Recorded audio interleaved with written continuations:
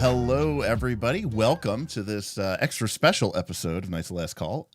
We are here live with none other than Bob and Smith joining me. Of course, you've been seeing them a lot the last couple Tuesdays because we've been playing Root. But last week, we finished up episode 6, which was our final episode, at least for season 1. But what we wanted to do today is hang out with you all, answer your questions about the Root game, the Root story, the PbtA experience, and also the three of us just kind of wanted to, kind of dissect down what we thought about the game, what we liked, what we didn't like, some of our observations, and really just some of our general thoughts and musings and opinions about the experience, and basically share them with you. So this is sort of a classic sort of nightlife style episode where we're just going to kind of hang out and shoot the shit. So I won't be drinking heavily. I just have some water for myself. So all right, and I've got my Diet Mountain Dew. There you go. We got a couple people here in chat. Big shout outs to Ben, who is here because his game got canceled. All right. Well, Ben had some questions for us. He actually had 6 in-depth, detailed questions. So that's a nice precursor there, Ben. I like how also Ben was like, Ben said that he's always pleasantly surprised at the video and audio quality of Kelsey. And we're doing this from home, which if I've judged Paizo, this should be like garbage right now. I don't even know how it's is bad. Like again, an iPhone would be better than what those guys shoot on. I don't know what they're possibly doing. So shout out to Ben. Thank you. We got Frosty in here as well. Colin, the self-confessed cynic himself. Vin is in the house. So again, I don't know how many people we're going to get tonight. Of course, we are on a hot track record, boys, of having our least viewed month ever, or our least viewed period of time ever. Coincidentally, started with the Root campaign. And we're just keeping this train going. So anyways, let's kind of get into it. So thoughts, Root, 6 episodes, 6 sessions. So one thing that I kind of want to talk about first, and again, like I said, Ben has some great questions, is my experience with Powered by the Apocalypse games is this idea. And I know that in the past, Smith, you have used this reason as a reason for not wanting to play Powered by the Apocalypse, which is the idea of you advance too quick. Mm-hmm. And I loved it. And well, Shocking. And so for those of you at home who don't understand, when you level up or get an advancement or whatever the Powered by the Apocalypse, some games use experience points. Some games just use, hey, you said yes to one of the questions at the end of the session, you get an advancement. And usually you have an option to add a couple extra moves or powers to your character sheet. You usually have a couple options to raise some of your stats or some of your condition boxes or hit boxes. But all in all, I would say that there's probably only about 20 or so widgets that you can kind of increase before essentially your character has gotten all of the advancements that they can get. And so one of the comments or one of the thoughts that you have talked about, Smith, is that it doesn't feel like there's any legs to the game, like that it cannot play a long game. But at the same time, as someone who is feeling the age and the difficulty in getting a campaign off the ground, the idea of going 2, 3, 4 sessions between leveling up, and potentially when you level up, you don't even really gain anything particularly new and exciting. That also seems pretty brutal to me. So there's an idea where that fast-paced progression could be appealing. So it just depends on how many widgets you have. Because like if I'm leveling up every session, which I like that pace. But like if I have like 6 cool things that I'm gonna be able to do, and I only do 3 of them, I'm kind of like, I didn't get to explore level 3 of my character. Sure. And now I'm gonna next level, I'm gonna have to do those things, but now I have 10 more things I need to do to test out what I'm doing. So if you're only like, I think Root was nice. You only like you ticked up like you got some more stuff that you can do with your weapon, or you like just ticked up one of your skill advancements, like one of your like main charts or boxes. And so that was actually pretty nice and little enough, but incremental enough. Obviously, increasing my luck was like huge for the things I kept doing. Sure. So I really felt like I could use it, and each of those things sort of tie into each other. So it's like I got a new weapon skill, but then I increased my luck, and I'm using luck a lot. So it worked really well. But I like the fast pace as long as it's not like Pathfinder where I have like 6,000 things I can all of a sudden do, and I don't get a chance to do it. I kind of want to play more at that level, but not 4 sessions. Sure. At one level. So what about you, Smith? I mean, how did the pace of play and the advancement feel to you?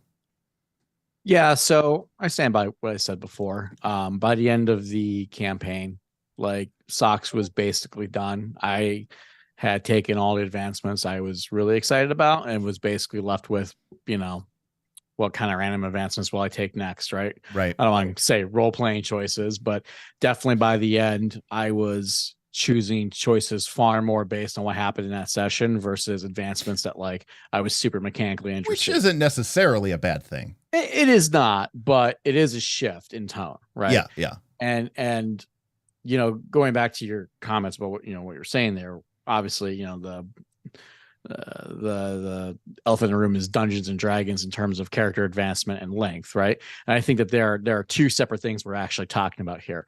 How long it takes to advance and how far you can advance. Mm-hmm. And I do agree that playing a session, have nothing to show for it, can be a very bad feeling. Sure. I also think this is why D&D had multiple reward tracks, meaning experience was one reward track, gold was another. And yes, you might advance by leveling up, by getting enough experience, which is obviously very exciting. But on sessions that you didn't, the idea was that you would get treasure, so maybe a new magic item, which had right. no ability, or gold to buy something you're interested in, right? And I think the duality of that is important because it gets to Bob's point about letting the character breathe, right? Now, Root's a more simplistic game, so there isn't too much there, to let breathe. Though that being said, like some things, if they don't come up, they just don't come up, right? Some drives just never happened. Like we never discovered a ruin in the forest, right? There's entire aspects of the game that we didn't play. Sure. In a short campaign, right? But like think something more complex, like 4th edition D&D, right?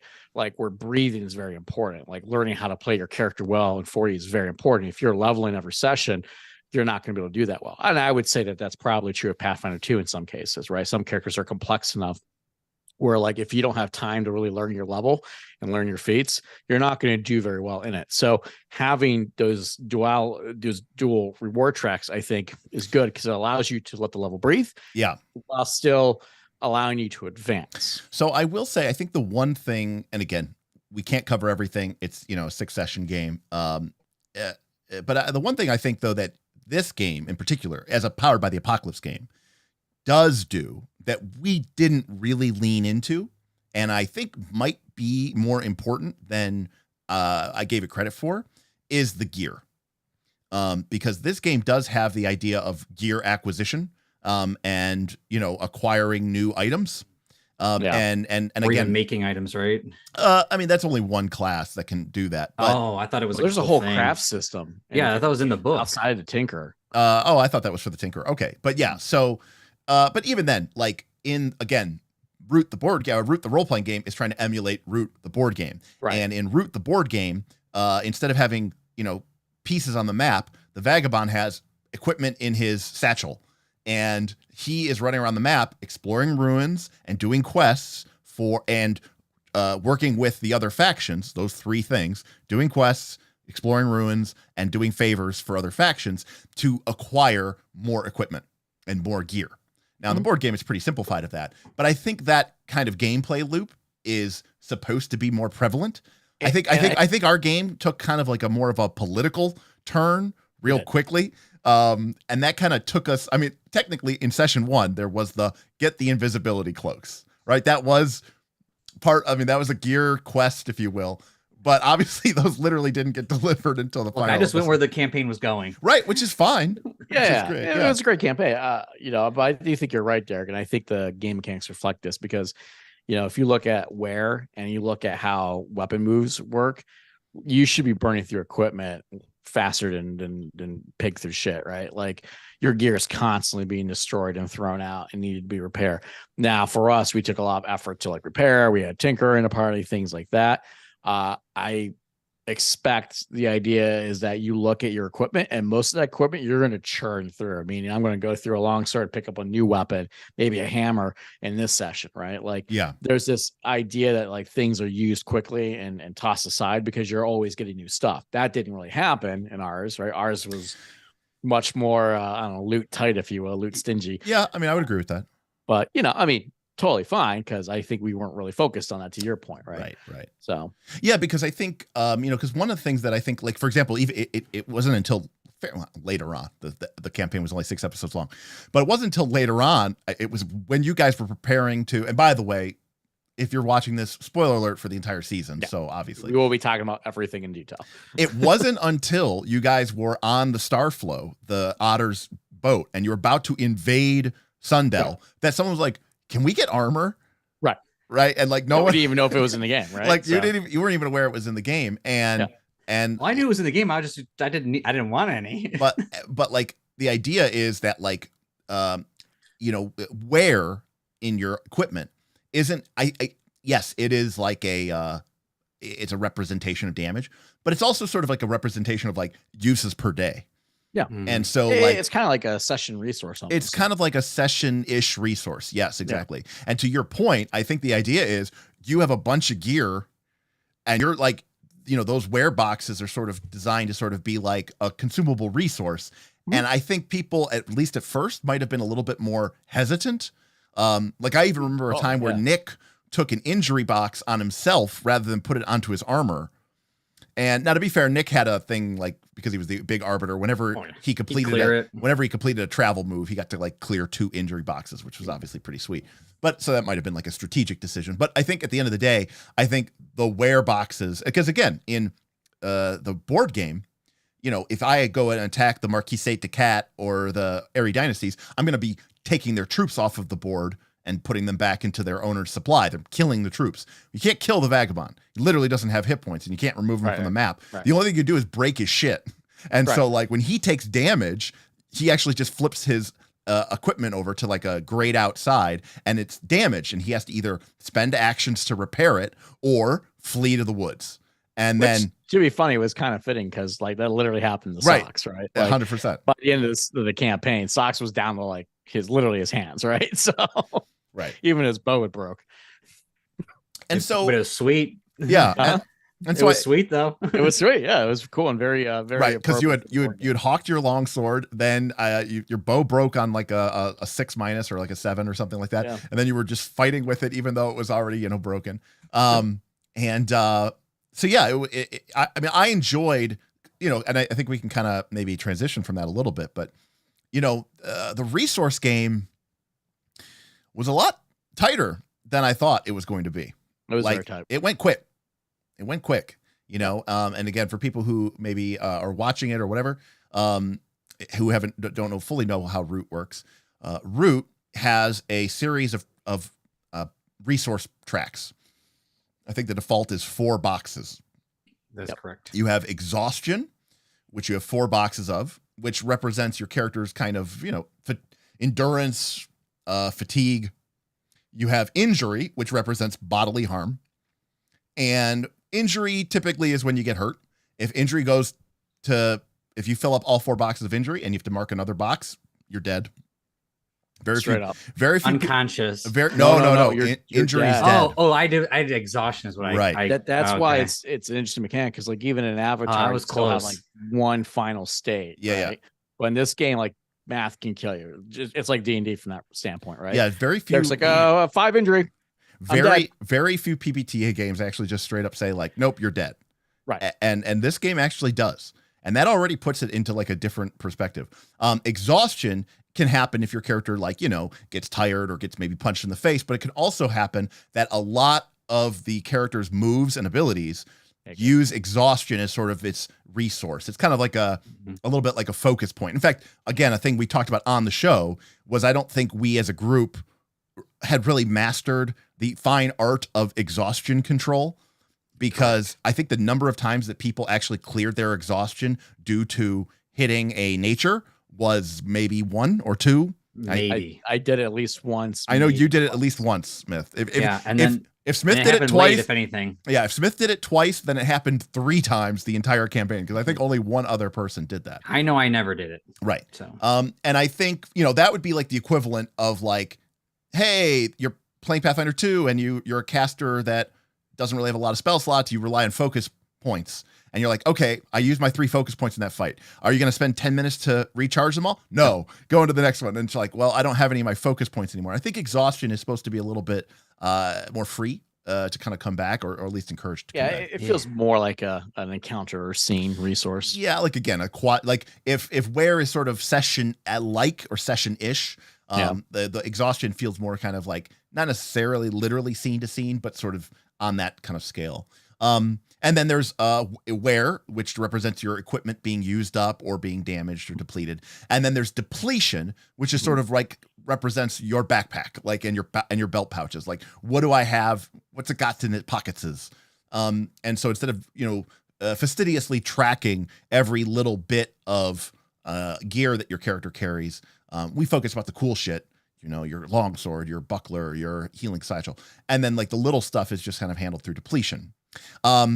I will say, as a GM, I loved the tracks because it gave me a very and I think newbie GMs too.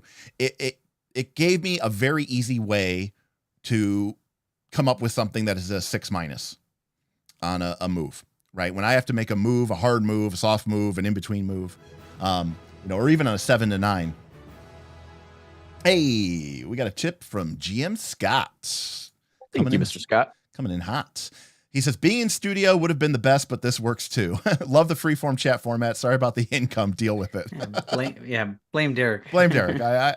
I got sick and I'm being a good boy and I'm quarantining. And so, just trying to do my part and not get my whole entire channel sick. Because then we would take time off and, it'd be our first vacation.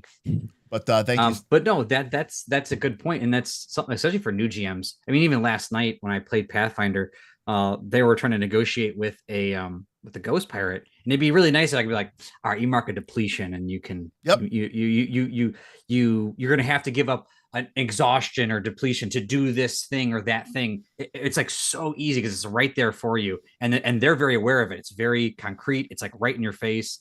It's part of the straight mechanics of the game. This isn't like just currency. It's actually something that they can play with, and a GM and a player. So I think it's really cool. I kind of want to add like depletion and like fatigue to season 3 next year. Because everything Bob says is so nice. It's Pathfinder 2 doesn't have a lot of levers. No, it doesn't. Right? We've talked about this before. Yeah. It's so hard to do anything in this game. And like just having a little thing where a GM can go, sure, it sounds great.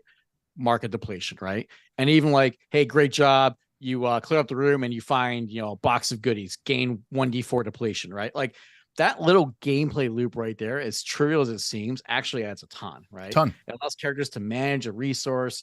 It allows, GMs to quickly go, great idea. Here's the cost, right? And that way it doesn't feel like a free lunch, which we're always talking about, Derik. Like the hardest thing in D20 is how do you avoid the free lunch? And PF2 makes that so much worse because so many things just automatically come back anyway, right? So like no joke, like I don't want to, be yet one more fucking thing someone has to learn, but like it's just so clean when you just have this simple little thing that you can be like, yeah, mark a box and let's keep going, right? Right, and a couple of kind of expanding on that. Traditionally, we had hit points, right? But number one, hit points is pretty severe, right? Because if they go to 0, your character's dead. And I'm thinking more like old school D&D. Old school. Sure. Yeah. Everything was like 1 hit point damage, which was significant back in basic. Number 2, not everything that a character does makes sense that hit point damage would be the natural result of that, right? And again, I like for characters to make, sort of interesting choices. And so I like being able to put that out there as a GM option, right? Which is give the player kind of a hard choice. Rather than me just saying no, I'll just say, here's what it'll cost you. Are you still interested? And then already it's so, that's just so much more interesting. So much more interesting. It's just so much more interesting. Yeah. And you get into like Pathfinder 2 or modern D&D, even 3rd edition D&D. And even if you were still thinking about hit points as a resource, it was so trivial. And it is so trivial to get them back. At least in that's the part I don't like. At least in old school D&D, hit points are a legitimate resource. You just have to be really, really careful with them because they're like super, super important and precious. But if you do tax somebody with them hit points, people are going to notice. But nowadays, if you tax somebody with hit points, it's like it doesn't even make a difference. The same with gold. You're taxing a medicine chuck. Yeah. I mean, I had the thing yesterday and I was like, I guess I could just make them pay. And they're like, yeah, I pay it. Like this. Yeah, sure. How much is it? I don't even know. Doesn't matter. Just pay it. Like, it doesn't mean anything. Right. Like, I'm not taking anything from them. Right. And that's there's no decision. Right. I was going to say the other lever that you have is maybe gold or treasure. But because of the way it works nowadays and the fact that we always talk about this, we tell GMs all the time that are like, oh, I'm worried I gave my players too much gold. We're like, it doesn't matter. In two levels, their character party wealth will have doubled. So all of the broken shit that you give them will now actually be like inconsequential and trivial in the span of just 2 levels. Right. Hey, we got a super chat from our friend Vin, the self-confessed cynic. He said, last night, our kineticist invalidated an entire map worth of traps thanks to unlimited use Blazing Wave. I actually felt kind of bad about it. Derik's got a story for you, Vin. Vin, Vin, tell me in chat if you heard my story about Bob's first session as a kineticist. Let me know in chat. I don't know if he knows it, but that is fantastic. This is when we were with those hydras. Yeah, the Hydras. Yeah. Oh yeah. You're like, I can't move, or I just get destroyed by these thorns. The best part was I told that story to some patrons, and they were all like, "I don't." And they're like, "Oh yeah, Hydras are really big." Okay, so he says, "No, I haven't." Minor spoiler alert for a quick story. Abomination Vaults, but level 6 of the Abomination Vault has this big, huge natural underground. You better say it right. Level 6. Oh yeah, level 6, the training grounds, home of the bar. It's like, what? Why is this thing called this? Map to the arena. Arena. Map F. It's like, what is it? The arena part 2? What? Horrible names. Anyways, level 6 of the Abomination Vaults has this really big, huge underground cavern that has some water in it. It's like a deep part, and then it gets shallower towards the one end of the big cavern. Big, even for Paizo standards, like, 200, 300 feet. It's like really big cave. And it has 2 Hydras in it. And I think Hydras are a level 6 monster, level 7 monster, something like that. So you there know, were 6 or 7. yeah, so a reasonable challenge. And hydras are tough. They got a lot of weird rules around them. Well, the party knew about these hydras from sessions ago because they were up on level 5 above level 6, and they had found some traps that were pits that dropped you down into this underground lake, and they had avoided them, and there were monsters We that were fucked with them a couple of times. We threw torches down there. Yep. Yeah, Phantasmal killer, some fireballs. Right, you guys like we probably engaged them 3 times. right, but always like very soft engaging. Oh yeah, you know, like from a distance behind a 200-foot ladder that you could quickly shut. So, anyways, the campaign continues. Bob's character dies, and Bob's character makes a new character, which is a dwarf kineticist with earth and wood, I think. And he goes in, and they finally go down to level 6 properly, and they're kind of pointing around, and they kind of find this thing, and they go, "Oh, this looks like natural stone. This must lead to the hydras. You know what? We're level 8, like whatever 7. Like let's go fight them." So they go down there, and sure enough, the hydras start coming through the water, and they're trying to be sneaky, and the stealth rules are kind of this whole big thing. So then Bob's character goes, "I have this, what is it called? Like not a metamorph. It's a mixture. It's like a blended impulse where it combines. Let's see. Composite. It's a composite impulse which combines wood and earth. And what it does is it erupts a bunch of 5 foot by 5 foot pillars in a huge area, and then wooden spikes shoot out from all of the thing, not like as a ranged attack, but more like a barricade. And it creates this like complete like thorny barrier that is like difficult terrain and hazardous terrain. And each square that a creature moves through this these brambles, it takes like 2d4 or 3d4 damage. Well, the hydras are huge. They're 15 feet by 15 feet. They take up 9 squares. And so like we did a quick math, and we're like, the hydras were coming to kill them, and like they got to the barricade, and I was like, oh man, these things are going to take like 150 d4 damage to try to cross these stupid barriers that Bob just made.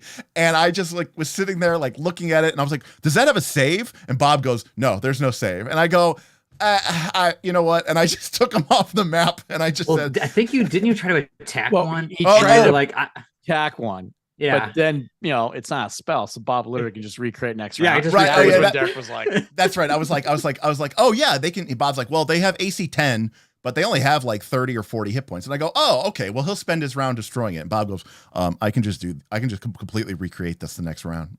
And I was like, I just had to do it in the box next to him. And then when Bob said that, I was like, I just took the 2 hydras off the map, and I was like, I don't know, they killed themselves. I was done with the encounter. I was like, I can't handle it. Like, it was already very strong, but then the whole I could just do this again forever was like, okay, I'm done. Anyways, but thank you for the super chat, Vin. So that was my first time GMing as a kineticist, and it involved, number 1, Bob being a way more effective barbarian than he was ever a barbarian. I kept getting the health back. It was awesome. Like, he was smashing people, changing his weapon around from reach to agile as needed, doing positive or vitality damage to do extra damage against undead. Then he could go ranged at will, and then but also still using his con to attack. And then if he wanted to, he could go 2 actions to do extra damage. Then he'd fall back and create difficult terrain around him. And then, of course, he could. And then also, every time he's hitting, he's gaining 8 temporary hit points. Or actually not even hitting. Every time he just uses his 2 action. And so the 8 temp, so it's like over the course of a 3 or 4 round fight, he's essentially gained 32 temp, which is, it was awesome. It was insane. I felt awesome. It was really fun. And his AC is like near champion level. Yes. And I had that, the stone armor or the earth armor, whatever was on me. So it was busted. And then Smith got to do like 750 damage with a fireball. Oh, that was actually pretty sweet. That's true. That was like the best fireball. That's right. The oozes split. Right. So we just kept splitting them like until they filled almost the whole room. But they get half as many hit points. Yep. So the base ooze has like 120 hit points, and then the 2 split becomes 60, and then the 2 split become 30, and then you turn the 3 oozes into like 11 smaller oozes, and then 1 fireball just took them all out. Oh, and they had like a terrible reflex save, so they mostly crit failed. So Yeah. It was So pretty nice. it was like if they took like electric damage or something like that. Electric or slashing or George piercing. was like electric. Yeah, so I was arc or electric something. arcing them. Yeah, Yeah. electric arcing them. Deliberately to split them. Yeah. All right. So back to Root. So yeah, I really, it's one of the things that like in earlier versions of Powered by the Apocalypse, I've always felt like that was lacking. I will say that the sort of analog to this is the other examples of like Magpie Games. Thirsty Sword Lesbians does this as well, which kind of just stole the mechanic from other games, like Masks and Urban Shadows, where some games, instead of having depletion and exhaustion and injury, have the conditions list. And you guys have played Avatar, so you know that. And by the way, actually a happy mix. And by the way, this is also one of my favorite things. We took this from Torchbearer long before we ever saw it in a Powered by the Apocalypse game, right? And if you're familiar with Torchbearer or Mouse Guard, then you know that one of the conditions for failing a check is your character can gain a condition. Yeah. And you know, like hungry, angry. It's kind of a mix of physical and emotional, right? It's like, hungry, angry, afraid, injured, sick. And I always love the idea of being able to sort of, as a consequence for a failed check or as a way to sort of negotiate with players, this sort of, like you said, resource exchange. And other PbtA games just quite frankly don't have it, you know? And I like that Root had that a lot. So I thought that was pretty good. So again, before I get into Ben's questions here, I mean, overall thoughts. I mean, Smith, like what did you like? I know let's start with this. There was something specifically I know that you said that you did not like. I'm trying to remember. Was that about the combat? It was specifically the weapon moves. Yeah. Yeah. So or the roguish feats, maybe. No, either both. Yeah. Roguish feats are okay. I mean, I like how Avatar does it better, but they were fine for what Root was trying to go for. I don't have a specific issue with that. I like relying on your training. I just think that that's just such a great catch-all. But Vagabonds, they're not really relying on their training. They're relying on their roguish luck. So thematically, it makes sense. I'm fine with that. I got you. Because mechanically, it's like the same exact mechanic. Sure. Yeah. I mean, I think training is a little bit easier on you. Like you don't have a soft move on a miss or on a partial hit the way you do in Root, but potatoes, it's fine. Yeah. So weapon moves, I was not a big fan of because I felt, and the example I would give is comparing it to like Dungeon World or Dungeon World Hacks, like the one we did for Bob's Birthday Bash, where the combat was very visceral. And at the same time, the literal only mechanic there is basically hack and slash, right? Everything else is done narratively, right? So your position in the fiction is entirely based on literally the fiction and the narrative and what you're doing.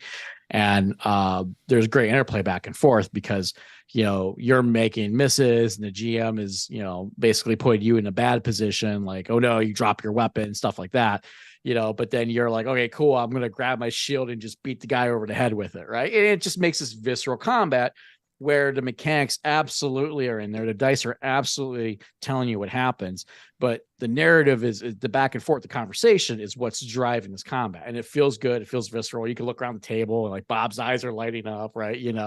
Like it, you can imagine this in your head. All great stuff.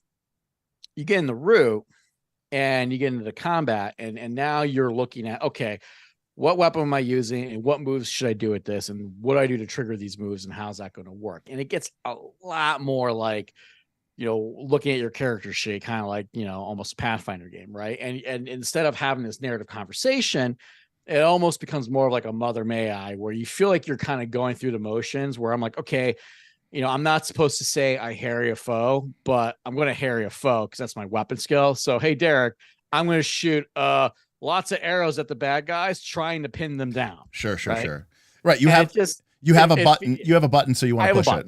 I feel like I was pushing the button. Yeah, right? you have a button. Now, what is like? I guess what is true PbtA like? Yeah, so is that closer to Root or is it closer to like more Dungeon World? So let's kind of address this and understand how this would work in another PbtA game and kind of compare and contrast. So in a game, in a more pure PbtA game, in the original Apocalypse world, there was a I can't remember the name of the move, but basically there was one move that was sort of the catch-all move. In Root, we would call this luck.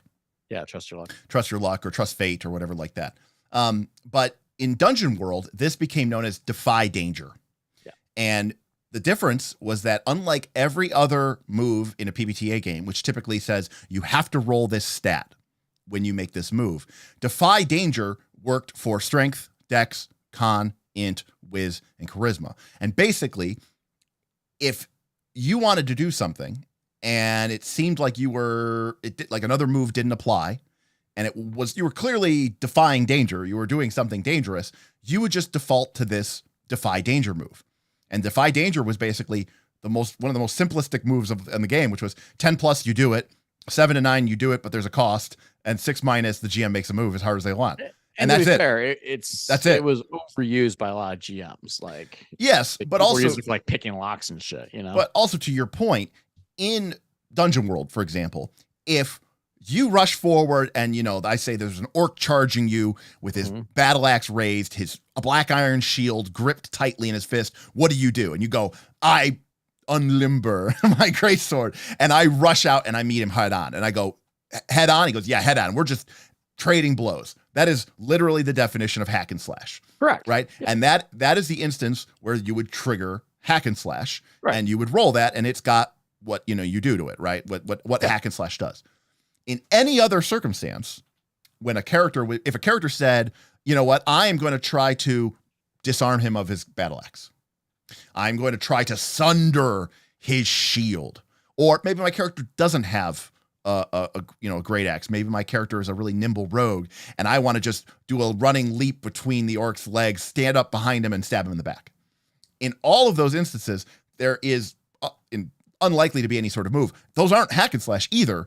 Instead, you would just say, sounds like you're defying danger. The danger that you miss, the danger that the orc smashes you in the face, the danger that you don't roll correctly enough. And so defy danger was sort of this super duper catch-all that sort of handled everything. Technically, in Root, that still exists. It's just called Trust Fate. Yeah. You could do anything you want. And if the GM felt like there was a degree of like that your skills didn't reflect that you could just do this, aka make a weapon move, aka make a roguish feat. Because what well, that's the point, right? You have weapon moves. So if I said I'm going to do something, you're like, that's trusting fate, and you're like, well, actually it's specifically this mechanic that does specifically this thing that uses charm, right? So it's like okay, well, that's a lot of very narrow things, whereas like in L5R or in Dungeon World, it's like I'm going to be saying I'm going to do this. It's like, okay, what fits that narrative best? Oh, strength. Right. Oh, charm. It sort of plays more in the narrative. Great observation, Bob, too, because like it in a way, Root feels like it gets in the way of itself sometimes. I agree with that. Because there's so many things that can trigger. I agree. Dungeon World's a bit simpler. And to what Bob was saying with L5R, right? It's like, okay, how are you doing this? Your approach and then an appropriate skill. Simple, done, thematically cool. Defy Danger kind of works that way as well when you think about it, right? That's the attribute map and that you're going to roll with when you Defy Danger, right? And Dungeon World, while a much simpler game, I think in this case, that's a good thing for the moves. I think you want to have a simple move list because otherwise it's too much to keep track of.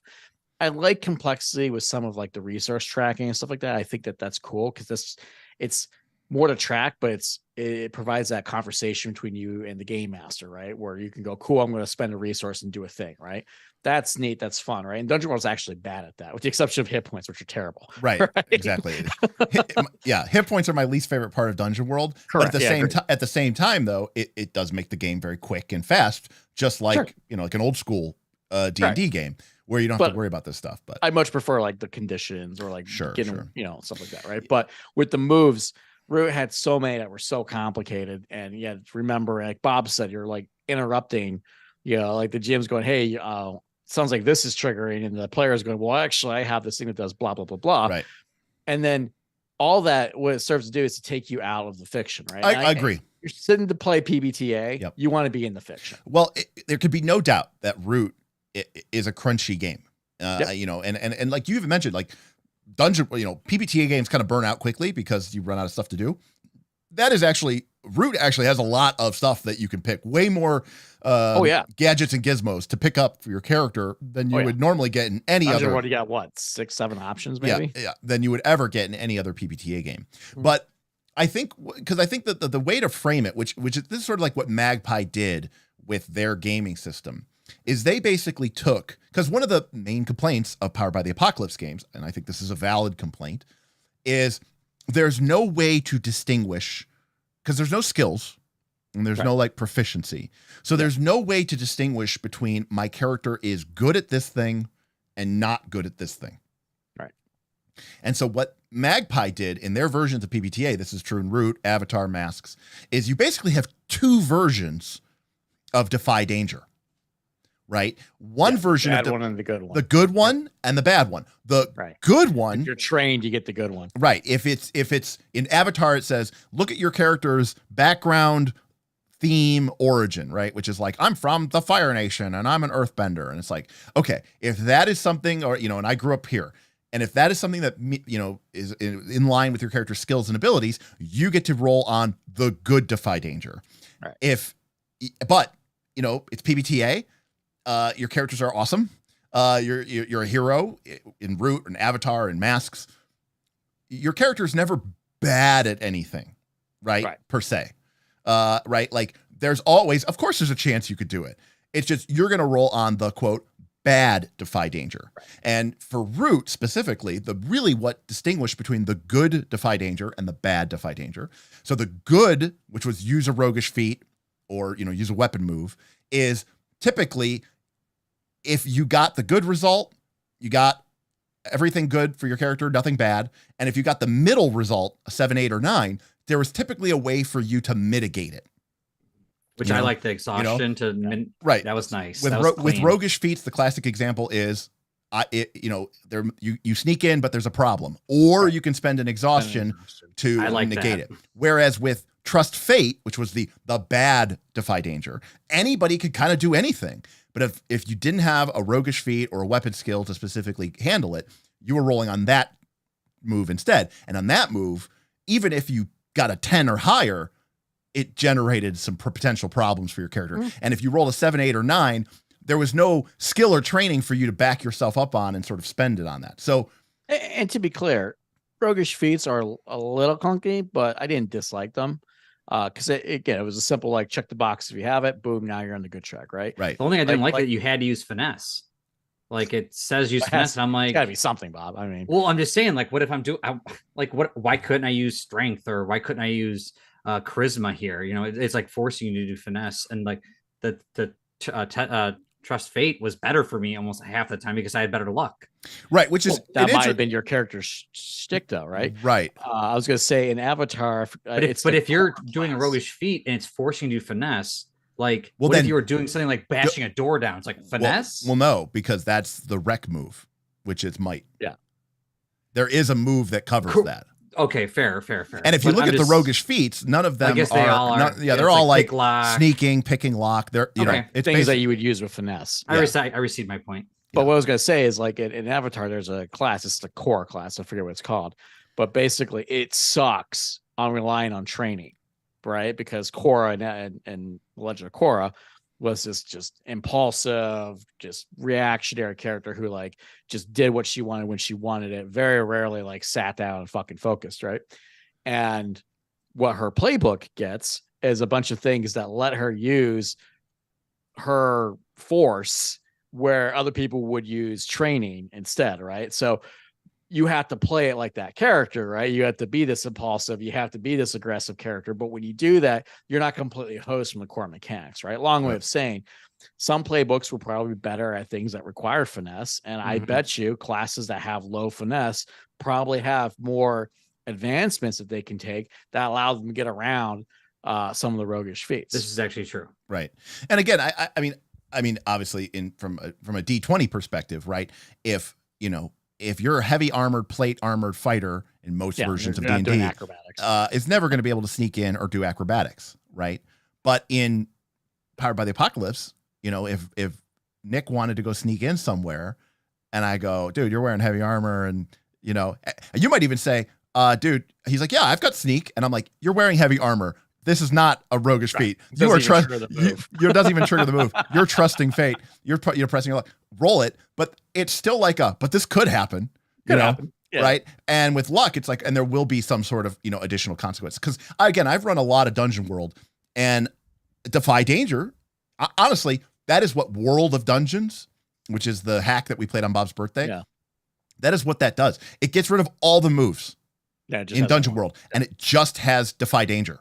Yeah. And it basically just says, which works honestly great. Pick your approach. Yeah. And then if you get a 10 or higher, the player gets what they wanted. If you get a 7, 8, or 9, they get what they wanted, but there's a cost. And if they get a 6-, they don't, it's up to the GM. Yeah. And that's it. That's like the only move in the entire game. Yeah. And so now obviously that puts a lot of, number one, that puts a lot of extra work, I suppose, on the GM, because you have to, I would say, and the players. But right, I was going to say the other thing is really, you have to drive that narrative forward. Right. Because the other thing about it as a player is moves, even weapon moves, are kind of like your ace in the hole, because you're like, this is a way for me to get this specific effect in the game. Right. And there's no bargaining or negotiating for it. No. The rules say I can pin them down and inflict morale damage on them. I mean, think about what you just said, though. Right. This goes back to the ancient argument, right, with the grognards and the modern D&D players, right? What you just described is what a feat gives you. And before the invention of feats, you played Mother May I, right? And that's really what we're talking about here. But you could still do that in Root. You could still do that in D&D. But it would be a trust fate move. But the distinction difference is that, number one, in Powered by the Apocalypse or Root, number one, even if your luck is -1, which is pretty uncommon. I think there's like one playbook that starts with like -1 luck. Anyways, your chance of getting a 7 or higher is pretty damn good. Sure. So there's, if you're bad at something, you're not actually that bad at it. And number two, most importantly, like the game is designed around this idea that you're going to basically, everything is trust fate in theory. And if you have a move that better applies, you're going to be able to do it. To be clear, I'm saying like this is a preference thing. Though, oh, okay, right? okay, got it. Like what I'm saying here is like you have the modern like PbtA/D&D where it's like I'm going to take these feats, I'm going to take these moves. It's going to guarantee I can do this thing. The GM can't hose me unless he's being a particular dick. And then you have the old tech, the old D&D, which is we don't have feats, we don't have moves, we have Defy Danger, we have Mother May I. I'm gonna, in the fiction, have a good explanation for why I should be able to do the thing. And the GM is going to go, yeah, that makes sense. Or, okay, but there's a cost, right? And I'm just saying, like, both are fine. I think they're for different people at different times. Yeah. Like, it's funny because, like, I can really get into a crunchy game, but I also really enjoy a big narrative game, right? Like, give me Defy Danger and a bottle of margarita and we'll have a great evening, like that's awesome. I have no regrets. Right. But then sometimes, I want to, right. But that was also, that was also a one shot. And like, would you want to do that in and out for, weeks and weeks and weeks and weeks? All right. So that's why DTX was amazing. Yeah, DTX. So let DTX is the real answer. We gotta get DTX back. We gotta format it nicely and like get it to the page. I think they would have a lot of fun with that. I think Scott said something about like, could you just tack on 5 Torches Deep or Forbidden Lands resources? And I mean, I think that, I think that would be awesome. I mean, when I played 5 Torches Deep, I made new resources. Right. For every stat, basically. Right. Because which is a very cool concept. I love them. Because I've realized that like when I play Blades in the Dark, what I love is the sort of the resource game. And as a GM, because for me, again, what really interests me as a GM is what is the character via the player playing them? What are they willing to pay? What are they willing to sacrifice? What will they pay? What won't they pay? And which is also a principle of like, PbtA, but yeah. Absolutely. And also I think it really comes down to like the core structure of like Burning Wheel. And while Burning Wheel may not have like that much of an impact on me, Mouse Guard really has. And it, Burning Wheel kind of light. And so for me, like, it's really, really interesting for me to see like how much is a character willing to pay. And so, I think there's definitely things to like about that Root mini game. I'm gonna go to one of Ben's first questions here because there are some other things I want to talk about. But sure. Ben said, like your campaign, mine ran for 6 to 7 sessions. To me, it felt like it kind of ended in media res, sort of right in the middle of things. Do you think Root would be a better play experience if it had a clearer end game expression, such as 7th Sea, where you're trying to complete your character story, your hero journey? Aegon, the John Harper game, where it's very clearly like you beat the thing on the monster on the island, you're sailing to the next island. Yeah. Or Band of Blades, which is literally, dark. Get to the end. Yeah. Get to the end. FT elbow with an undead army. Total up your score. The game felt more like it was abandoned than completed. Well, yes. I mean, yeah. I mean, the game. I don't know if Ben is talking about his game or our game, but if it was our game, I agree. Yeah, I think he's saying, his game ran and then just sort of ended. Yeah. I mean, I would say that is fairly true, probably for any game that runs 6 to 7 sessions. Well, I think I think Ben's got a point here. Like, do you want resolution? Well, look at the mechanics of Root, right? And now, admittedly, we have things like chat, like donating, thank you, chat, to mess up the board. But like even with the faction moves at the end, if you're playing Root right out of the book, it's kind of designed for shit to always be changing in the woodland, because if not, then it gets boring, because then it's over and the cats take over everything. So I suspect it's actually very hard to ever get the woodland into a point where things are wrapped up. There's always some new bullshit that's going on. Right. Because I fully admit that as a GM, I have, over the many years, decades, I have the classic problem of wanting to always escalate things and make the stakes bigger and bigger in space and bigger, and then Root ends in space, right? And it's I think that sort of Root is trying to be, weirdly, like more realistic, right? And you can't just kill everyone and be a hero, and the example I always use is like, Song of Ice and Fire, Game of Thrones, and at the end of the first season, there's this crisis of succession, and you have the War of Five Kings, which really dominates season 2 into season 3. And it's this big, huge multi-theater, and then it ends, but the show goes on for another 4 or 5 seasons. Like that wasn't the end of Westeros' history just because the massive intercontinental war ended. No, that was just another page in history. And the Westeros and the history of Westeros, continue to sort of, move on. And like obviously the Vagabonds can make huge impacts, and we saw that they did. But I think that I think even if you played Ben for 20 sessions, I think it would still kind of feel like, and we said this on the show, let's focus less on the story and more on the character, right? Because I think the story may never come to a satisfying conclusion, but a character could definitely complete an arc or, make some sort of big pivotal change. Join a faction. I mean, I had thought that I was like lining it up. I'm like, ooh, once the cult got involved, I'm like, ooh, I could see myself joining the cult. And that's like the end of my character. Obviously, things went off the rails and I didn't end up at the cult, but I saw that as sort of like a possible conclusion, a resolution for my PC. But it kind of left it open, which is kind of interesting. That's a great point, Bob. And in fact, I would say mechanically, that's also the case, because naturally, looking at your character, you will continue to gain reputation as you advance. And eventually you are either going to be completely hated or completely loved by someone. And when you hit reputation +3, that's basically an invitation to naturally end your character. Your character is so important to that faction now. Like, you being a vagabond almost doesn't make sense at that point, because you are the celebrated hero, right? So I think, to what Bob's saying, that the campaign might not ever end because it's not really realistic for it to do so. The character arcs, on the other hand, I think they do end. And I think they do end once you get to 6+, you're looking at 6 to 10 sessions, and that character, one way or another, is going to be done. Yeah. Because that's it. And mechanically, like, I feel like the game does support that. Yeah, I agree. And I do think that there's this, I think there's, especially in that game, but in other games, I think there's more of an open acceptance of this isn't like you're going to be playing this character for the next 2 years.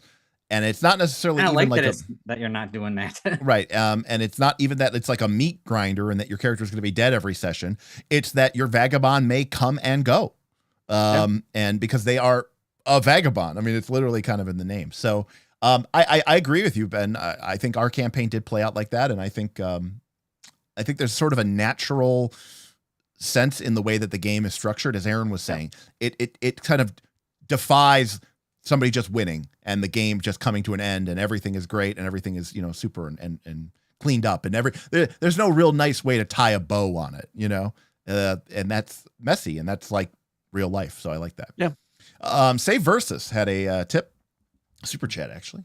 When I first read the rules for a PbtA system, my fear was that the players and I would fall into this trap of shoehorning our ideas to fit a move. And to be honest with you, it happens. It is a potential problematic. Now, to be clear, I don't think there's anything wrong with having an awareness of what moves your character has and trying to trigger them. Right. PbtA wants you to play the game. Yeah, the mechanics feed the narrative feed the mechanics. So correct. This isn't like this metagame concept that's like taboo the way it is in D20. Right. You should try to use your moves. You should try to clear your exhaustion track. That's why these things exist. It's just the trap is where it becomes kind of limiting on the gameplay itself. Correct. And also too, as a player, it can be a trap where you just start, as Aaron was saying, you're looking down at your character sheet, right? And again, that provides a lot of crunch that a lot of players tend to sink their teeth into, and without it, they're kind of like, I don't get what the point of playing this game is. Right. Versus, imagine playing a game where I go, all right, write these 5 stats on your sheet: might, finesse, cunning, whatever, charm, and luck. All right, what else? That's it. What about you describe what you'll do? We'll pick one of those 5 things. You'll roll that. And everything is just 1 to 6, 7 to 9, 10 plus. And that's the whole game. And you're like, wow, okay, you look down at your sheet, there's nothing there. There's no button to push. And so you're like, oh, okay, I guess we're just going to kind of go with the flow. That's awesome. But it also is very light. It's very lightweight. Yeah. I mean, case in point, Root is a book this thick. World of Dungeons, which we played, is 2 pages. The character sheet has the rules to the game on it. Yeah. So, that's the difference between those 2 types of games. If you want to add in more gamist components to make the game more, involved, then you do run into that problem. Yep. But I've seen that happen a lot, right? Where people are just really frustrated because they're like, I feel like I have these 3 moves, so those are the only 3 things I can do. I tried to do mine a lot. I was like, oh, I have this thing. I want to use the desperate smile, which is on my character. I was trying to shoehorn, like he was saying. I was like, I'm going to try to figure out and push this. And I think that's because it was so crunchy. I feel like it's on there and I have to do it. I read it on my paper. It's whereas the button, in Dungeon World, it's like, you just hit them. I'm like, okay, well, now I want to think of how I'm going to hit them. So now it's different. Yeah. So Ben's second question is, like Iron Sworn and Avatar, Root has wear tracks for injury, exhaustion, depletion. In Avatar, you had conditions, and you also did have an exhaustion fatigue. Fatigue. You're right. It's called fatigue in Avatar. Same basic concept. Yep. On characters' equipment. Unlike in both of those games, however, it lacks any clear indication of anything like a combat procedure. So in Iron Sworn, you obviously have that. You have a specific there's a separate subsection for when you're you enter the fray and then you're making all these other checks within the fray. Right. After you enter the fray, there's a whole separate subcategory and you end up Iron Sworn's very nested. I mean, it's also meta with how nested it is. And that's what Ben is saying. It's very procedural. And of course, obviously Avatar has this whatever it's called, the combat exchange is what it's called, Avatar. Do you find this did you find this amorphous PbtA style combat mixed with the crunch? Because again, that's how World of Dungeons is, right? World of Dungeons, when we played on Bob's Birthday Bash, there's no structure, there's no procedure, but it was, like you said, fast and furious, but the game was also really, really light. So, but Ben wants to know, did we find the amorphous PbtA style combat mixed with the crunchy resource management to be problematic? Problematic is an interesting word. I mean, I didn't like it. Or an issue. My sense is I didn't like it either.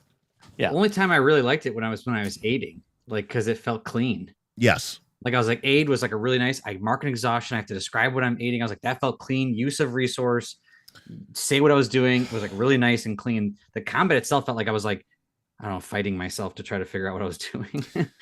So sometimes a lot of people struggle with PbtA because there's quote unquote no initiative, right? And I understand that perfectly. Now, again, I've run a lot of Dungeon World, and again, it's not like I'm not gonna go Bob and then Bob and then Bob and then Bob and then Bob and then Bob. No, that's just you being a bad GM, right? But what it's saying is, yes, you should go around the table and you should get input from all the players, but you're not doing it in a necessarily procedural strict order or some sort of popcorn. They're doing it in like a narratively interesting way, right? And it's possible that's about to happen when Bob. What do you do? Right, and possibly you might stick with Bob for a move or two and then move back.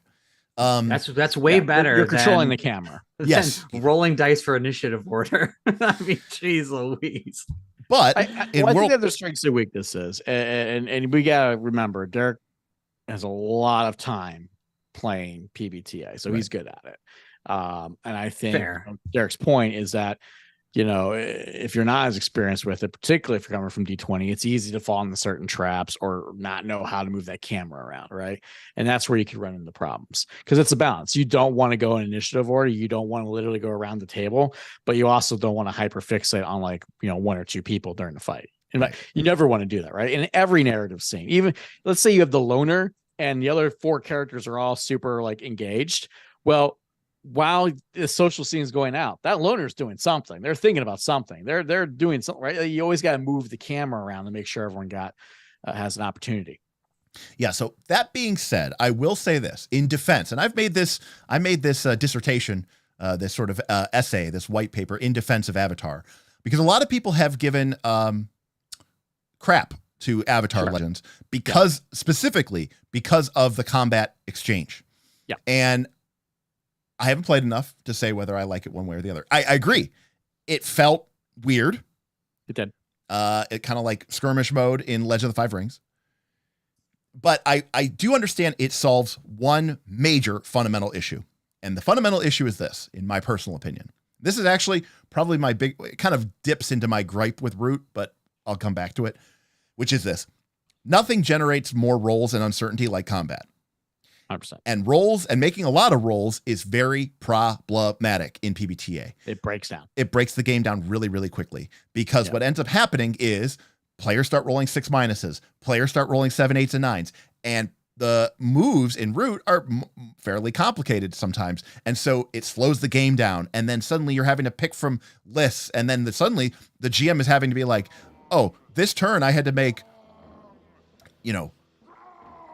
this turn I had to make 3 GM moves in the combat. Right. Oh, we got a bunch of people renewing their adventurers. Thank you, Jonas, for 3 months. Thank you, Whipplestein, for 4 months. Thank you, guys. So yeah, it's like, and 3 GM moves can easily just destroy a PC. Well, not only can that destroy a PC, but also as a GM, even me, I'm like, I'm starting to run out of shit to do here. Yeah. The narrative's getting out of whack. Right? I'm like, there's only so much ticking clocks off scene. There's only so much there's only so many plates I can keep juggling in the air. Right. Yeah. And this is another reson why when because I had been playing Dungeon World for a while and then I found Blaze in the Dark. And one of the reasons why I really like Blaze in the Dark was because it introduced this idea of, just tick a clock as a move. And that was it was a great pressure release valve for me having to quote, make a GM move or come up with some 100%. Sort of consequence. But in defense of the Avatar system, that gives you a very, very simple, easy way for every player at the table to participate in a conflict scenario and to do so simultaneously. And most importantly, they're still rolling dice, but that move is the only move I've ever seen Empowered by the Apocalypse, where if a player rolls 6 minus, this is your stance move, enter the stance in Avatar. The GM is not making a move. The GM does not make a move on a 6 minus. All it does is it really limits what you can do as a player that round. You can only use a basic technique. You can't use any of your cool techniques. And go ahead. Sorry. No, I was just saying, and that really does solve an issue because I noticed in Root, and again, this gets into one of my issues, which is the combat, but for a different reason, is that it was not as fast flowing as a Dungeon World or a World of Dungeons. That's true. It wasn't controlled, but it was still crunchy. Right. It was kind of worst of both worlds, right? A little bit. A little bit. And again, like, Magpie, if you're listening, because I know Derek's your biggest fan, going to your booth all the time, right? Like, phenomenal game. Like, without shit on it all. And it's actually really cool seeing how you go from Root to Avatar, right? Because clearly Magpie felt very similar about some of the things that we're talking about from Root, because they made some significant changes, like with Avatar's combat system. I will say, because I think it's worth talking about on the Avatar front. And I agree with you. Full transparency, I need to play Avatar more before I have like a final opinion. But this is soon. I lean towards it's good, and for a couple reasons. What we just discussed here, right? Some of the problems we had in Root, it provides that form, and most importantly, in my opinion, it makes sense in Avatar. I think our initial issues with it, literally a one shot at Gen Con with a fucking group that's way too big, and half the people who never played PbtA, kudos to you, Derik, because that's fucking hard to run. It's a hard game to run. You didn't know the game, and these people didn't know the game, but at least you have hundreds of hours in PbtA, right? But it ended up being a great experience. Everyone at that table has talked about how great that game was, right? Phenomenal. And you carried that, so good job. Thank you. But I think our issue with Avatar was just there is a procedure to follow, and you have to learn this, and it does take you out of the narrative, right? PbtA, some people, I think they think there's no game. Oh, there's a game. There's always a game there, right? And there are mechanics, and like it's crunchy. It's a lot to learn, right? And so you get caught up in this narrative, and then you're like, oh shit, combat. Okay, let's pull out and let's look at this rules and follow these procedures. It's a whole thing there. I remember you initially didn't even want to run a conflict scene because you knew how heavy it was, but we ended up doing it anyway.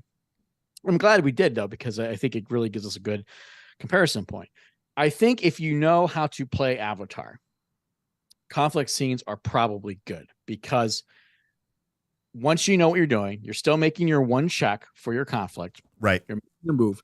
You are doing cool bender shit or whatever it is your character's doing. That's another thing. That's a concession Avatar. Everyone can fight, right? So no matter what, your character is a fighter, because that's how it is in the cartoon. And you're going to do something fucking cool.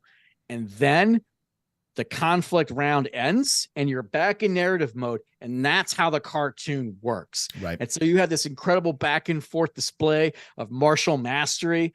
And then back to like, what are you even fighting for? Kind of dialogue. Right. I think the biggest mistake, you could make in Avatar is doing a combat exchange, right? And then doing another combat exchange like right after 100%. it. And be 100%. like, treating like D20 like that, you will ruin the game. Playing it the way it's supposed to be played, phenomenal. You should treat the combat exchange in Avatar as the fight. Yep. It's just one, because we associate fight with, we keep rinsing and repeating till everyone's dead. Yeah, hit points are 0. But that never happens, number one, in the show, certainly. Right? A lot of times they fight and then that's it. No one's maybe a couple mooks got taken out, but the main characters aren't. The main characters aren't, and the main antagonists aren't. It's not like they fight Azula and she's dead. No, that's not how that happens, right? Right. The conflict is one situation, and so for me, I do kind of. Root doesn't have that rigidness, and so Root, it's kind of like sex without the orgasm. How do you know you're done, right? so and it goes back to I guess when everything's dead, right? And yes. That's just weird in a PbtA game. I don't know. It is, and I agree with you where the game has a lot of mechanics, but it does still kind of lack that structure. So actually, that kind of gets into my issue with the game, which is the way about. This is one of those things where it's I need to. One of the things I would want to figure out when I ever did my own PbtA hack is how to solve this issue. To be clear, I understand that it is not. I understand that it's not very satisfying, but I want to point out that some of the smoothest and cleanest ways that people have ever fought in any of my games has been in Blades in the Dark. And the reason why is because in Blades in the Dark, if your squad is, charging in, guns, flintlocks, rapiers, star pistols, whatever, blazing, 9 times out of 10, I'm going to call for a group check. Move. Yeah, the group move. And I think you did that once in Scum and Villainy, where we assaulted the ship and I had power armor, and it was just group move. All right, you blow them away. You know? And the group move mechanic in Blades in the Dark is really, really good. In fact, one of the criticisms I have for most role-playing games is I feel that they do group moves really poorly. And either they take too long, or the game flow is disrupted and it's a really pain in the ass. Blades in the Dark does it really, really beautifully. And so 9 times out of 10, when I'm playing Blades in the Dark or Scum and Villainy, and there's some sort of conflict, I resolve it with a single check. And it's the whole enchilada. So the problem with Root is, and this is kind of my problem with Dungeon World, Root, it has these ideas of boxes. It has these idea of hit point boxes, basically. And it kind of encourages this kind of like, well, we just got to keep hacking them down until they're dead. Now, the problem I have with this is, okay, if you're doing this in Dungeon World and there's a bunch of different monsters, like now I'm tracking hit points for a bunch of different monsters. Now Root comes in and says, hey, you can group all the monsters up into one big group, and here's the rules for that. And at first that seems really, really good. But the problem is... Yeah, you have one entity you're dealing with, though. The problem is, what happens when a player deals with just one of those people? Right. Like, Nick would go and storm a group. But what if you don't have storm a group? Like, does that group of 5 things? Because going in against a big group is kill you. Is suicide. Yeah. And so, like, how does that sort of structure work on an... I did not like that. Structure. I thought I was really, really going to like the group scaling. And I kind of realized, I was like, because of the way that the effect is amplified, because the basic move of hack and slash or engage in melee, as it's called in Root, is still, they do harm to you. Yeah, you trade harm. You trade harm. Well, the harm of a big group could be like 2 or 3 or 4 injury. And now you're dead, literally. And straight so, up. Like, your character is just going to get completely toasted. And you're like, okay, but I did 1 injury back. Yeah, but it's a big group, so it has 8 boxes. And you're like, okay, well, this kind of makes some sense. Right. My one guy can't take out 15 soldiers. That's fair. Yes and no, but remember, in the book, it tells you your Vagabond is capable of taking on potentially entire platoons of ordinary soldiers. Which, if you have Storm a Group, promise. If you have Storm a Group, sure. you can. But like, at the same time, it's like, okay, well, Derik, I don't want to engage the group. How do I fight man-to-man here? And you're like, and now I'm back to tracking individual hit points. Right. And I don't want to do that. So like, there's a way that I sort of need to have a group mechanic that can also sort of interact on an individual basis. And Root didn't, I thought Root was going to be able to deliver on that, and it just could not do that. And that was a little frustrating to me, because there was numerous times where I was like, all right, I've got a squad of soldiers here. I mean, as a great example, right? Let's say nobody has Storm a Group. Let's just make this really simple. I've got a big group. There's 8 of them. Right. But there's 4 Vagabonds. So those odds are probably reasonable. But nobody has Storm a Group, or nobody has a weapon that has Storm a Group. If you don't break it up, everyone's dead. So Bob goes, I'm going to go in and engage, I'm going to go in and beat up that group. And then Aaron goes, I'm going to go in and beat up that group. And Nick goes in, I'm going to go and beat up that group. Bob rolls, technically, engage in melee. You roll engage in melee. Nick rolls engage in melee. And on each of those rolls, assuming normal rolls, they are going to trade harm. And so this group is going to be like, and deal out like 12 damage, which just seems crazy, because they wouldn't deal that much damage. It's like you're throwing yourself in, and it's like, well, can't the PCs combine into like a single entity and attack as a single entity, which would be like the group move from Blades in the Dark, which is what I really like, because like, you're like, well, I don't like that. We can aid, we can aid them, and you're like, I can aid them. Yeah, but that doesn't change the result. If you aid them, they're still going to trade harm. So it's I didn't necessarily like how that handles. What were you saying, Smith? Ben said you don't Iron like Sworn does this very well. I don't like group checks. Oh, you don't like group checks? In that context, sometimes they're okay, but I don't like them like that. I don't like group checks, particularly with like combat or dangerous situations like that. Right. I love them. Really, what it comes down to? I think it's the combat. Because like, I don't even mind skill challenges and having a party fail or succeed as a group. There's something about combat. It's the same reason why I don't like what's it called in Torchbearer. You don't like the conflict system. I don't like the conflict system, but specifically it's you don't like the 3 actions, no matter how many people, like the 3 cards and guard and maneuver. It starts with a C, You think of disposition? It's your hit points. Disposition. Yeah, not CD. Yeah, I don't like that. I don't know. I think what it comes down to is like it feels like losing player agency. It's like the difference between playing a JRPG where you're controlling 4 characters and like an MMO or a single player RPG where you're controlling like your character. Sure. Right. Like they feel different. I don't identify with my party because it's just like I feel like I'm like the overlord controlling my Final Fantasy characters, right?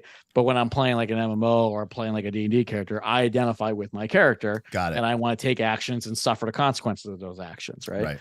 You know, it's a minor thing, and I agree with everything you're saying. Mechanically, right. Oh no, makes sense. No, but Yeah. feeling at the table, I think is important. One of the reasons I think Blades in the Dark does it better than anybody else is because in Blades in the Dark, you still get to make your roll. It's true. And the group takes whoever got the best result. It's not like a situation where I'll give you an example of a similar system, Fabio Ultima, where you do the initiative is this type of check. Is it what's it's called a group check? Share tip? Yeah. It feels dumb. Like I like Fabio Ultima. I think the initiative check is stupid. The group check is dumb. Yeah. For initiative. I agree. I actually completely agree. Yeah. It still feels too like, clunky. why am I rolling this? Right. It still feels so clunky and stupid. Yeah, it takes so long, and for what, you know?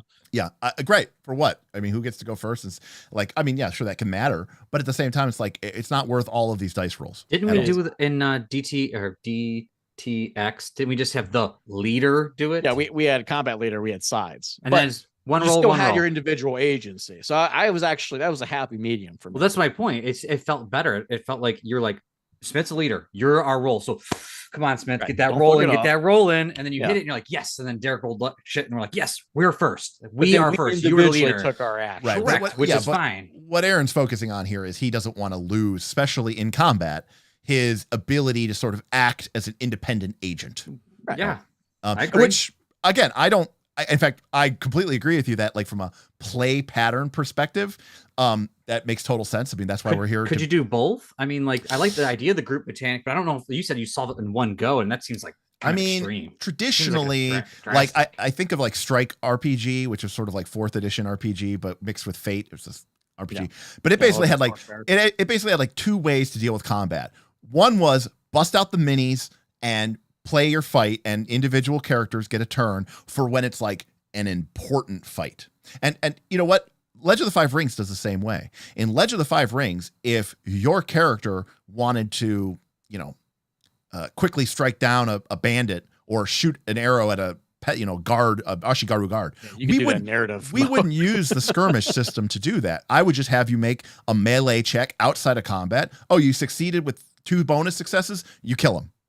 Right? Like, we don't worry about tracking fatigue and endurance, right? It's just like, we only go to the skirmish system when it's a real fight. And so, like, that allows you to have like quick fights. Like, I could imagine a world where like random encounters were handled by a group check, like in a standard D&D game, where like random encounters are solved with a group check, and like more like, what's the term that they always use? Not stage fights. Setup fights, whatever. Like, what's the term? God, I've become so stupid lately. COVID fog. No, maybe. Gosh, I don't know. Not cinematic fights, but it's something like that. But it's like fights that are designed to be like the showcase. Montage fights? No. Like, oh, this is the room with the necromancer. This is the room with the great basilisk. Like those sort of set piece. That's a term. Set piece. That's okay. Yes. So those sort of set piece encounters that are very like Baroque and bespoke, like, sure, those are the ones that you like go into sort of the crunchy individual kind of, the choices you're making here matter.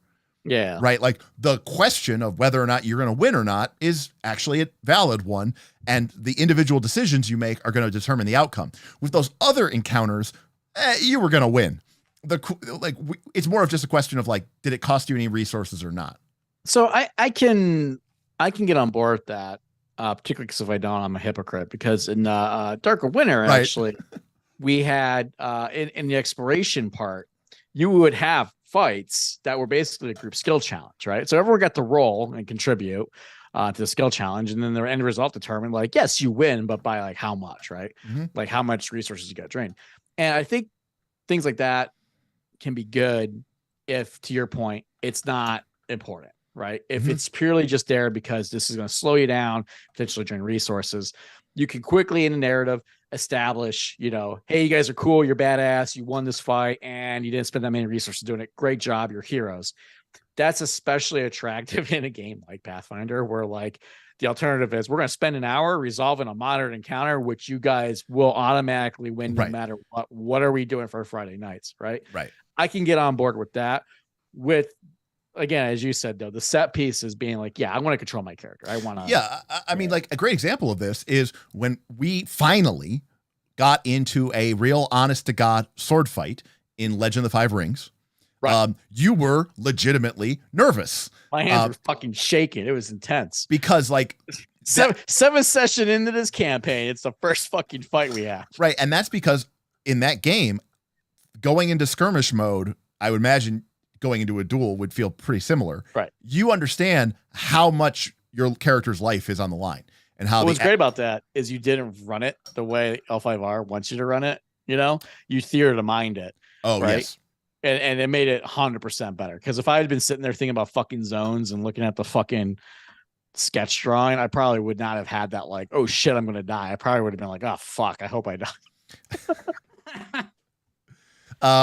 L5R does a really good job of making a lot of things feel intense. So, everything's fucking intense. Yeah, because everything can kill you. But we've also talked about this, though. I mean, I'm talking about even watching Go. Like I was watching a theoretical game of Go, and I'm like, this fucking get intense. The nice thing about combat, I will say, is you kind of can let your hair down a little bit because it's pretty hard to fucking lose honor in combat. The Correct. only thing that can really happen to you, unless you run away like a bitch, is that you just get killed. Right. Right. Every other thing you do in this game, Derek's just like, oh, is that going to be honor? Is that going to be some glory? Oh shit, maybe we can get some status out of this bitch, right? He's like squeezing that fucking dinging me like crazy. But combat, man, Derek can just stab you in the face. That's right. it. That's all he can do. Death is duty is heavier than a mountain. Ooh, death is lighter than a feather. Than a feather. 2 episodes in, it's getting off the books pretty rough there. Way off the reservation. But yeah, so now we got something interesting to watch, right? Yeah. Like what's going to happen? I don't know. Yeah, so Ben's third question was about combat encounters and characters triggering more than one move before another character did anything. Did I find this to be a problem? And again, I talked about I think Ben even said we kind of addressed this where he did. I agree. Like you shouldn't. It is the GM's responsibility when there's not a procedural element. And again, to that end, Avatar probably is a little bit more newbie friendly because it goes, hey, it's the combat exchange. This is a cool moment for everybody to be a cool kick-ass bender. And rather than me have to worry about managing spotlight time, everybody gets to kind of do their thing. Right. In Root, I'm trying to jump around and make sure that somebody gets a thing. But at the same time, it's possible that Socks does something. He rolls a 7, 8, or 9. I describe how they're charging at him and I keep with him, right? And I have him maybe do another move. It's really more on my sort of gut feeling. And Ben says, I found myself resorting to a more trad style of declarations to keep some people from hogging the spotlight. Obviously, I have a pretty great group, and that really wasn't too much of an issue. And also, too, I will say, I felt like I was hogging one day. Well, I would consciously go, I'm going to shut up just in case anyone else wants to jump in, which I had to do it too. I think it's probably good, right? It's good to be respectful, but also I will admit it does add a little bit more pressure to the gameplay, right? Like, sounds dumb. Reminding yourself not to be an asshole, right? Because in D&D, you have your fucking 15 minutes of fame and then you're good, right? Right. But like with PbtA, like if you don't have that rigid structure, you got to remember, you know what? Listen, Dirt's a quiet guy. I got to make sure he can jump in here, even though I got a big fucking idea, right? Like, right. I think that's just being respectful as a player at a table, any table. I mean, I think we've talked about stances on this game before, on this channel before, about the idea of the actor stance, the author stance, and the director stance.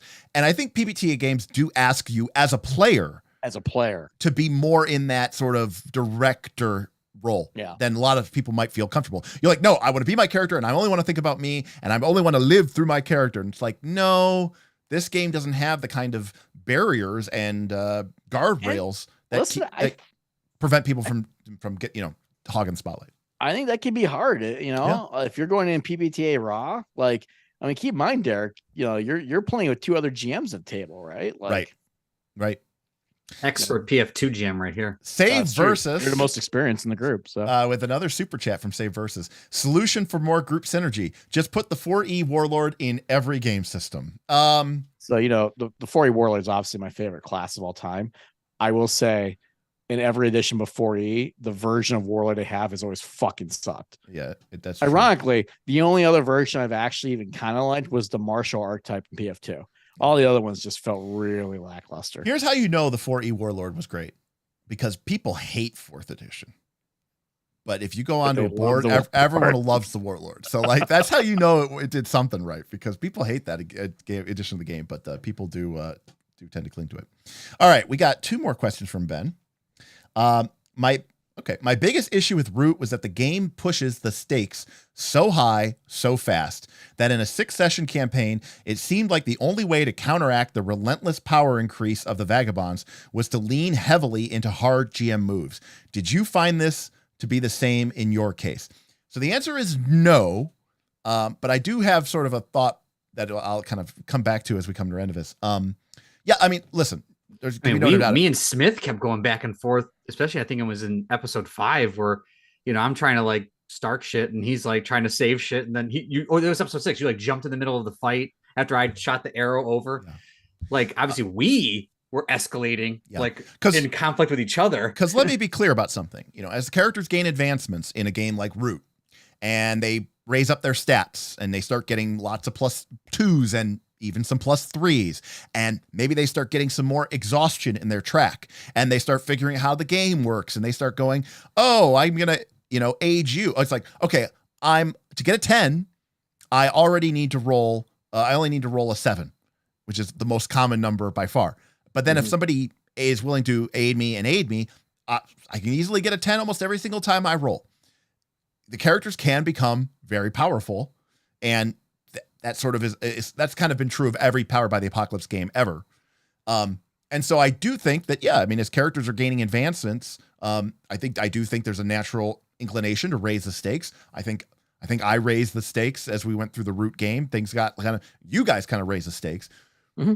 But what I was going to say though is, in my experience, Dungeon World suffers from this actually a lot. Whereas Monster Hearts and now Root, which are sort of the 2 other games that I've played the most in PbtA, don't have this problem, and at least when I played them. And the reason why is because if all the Vagabonds are working together 100% of the time, and they're all just kind of in kumbaya, and they all sync up their drives, and they'll sync up they're going to steamroll the game.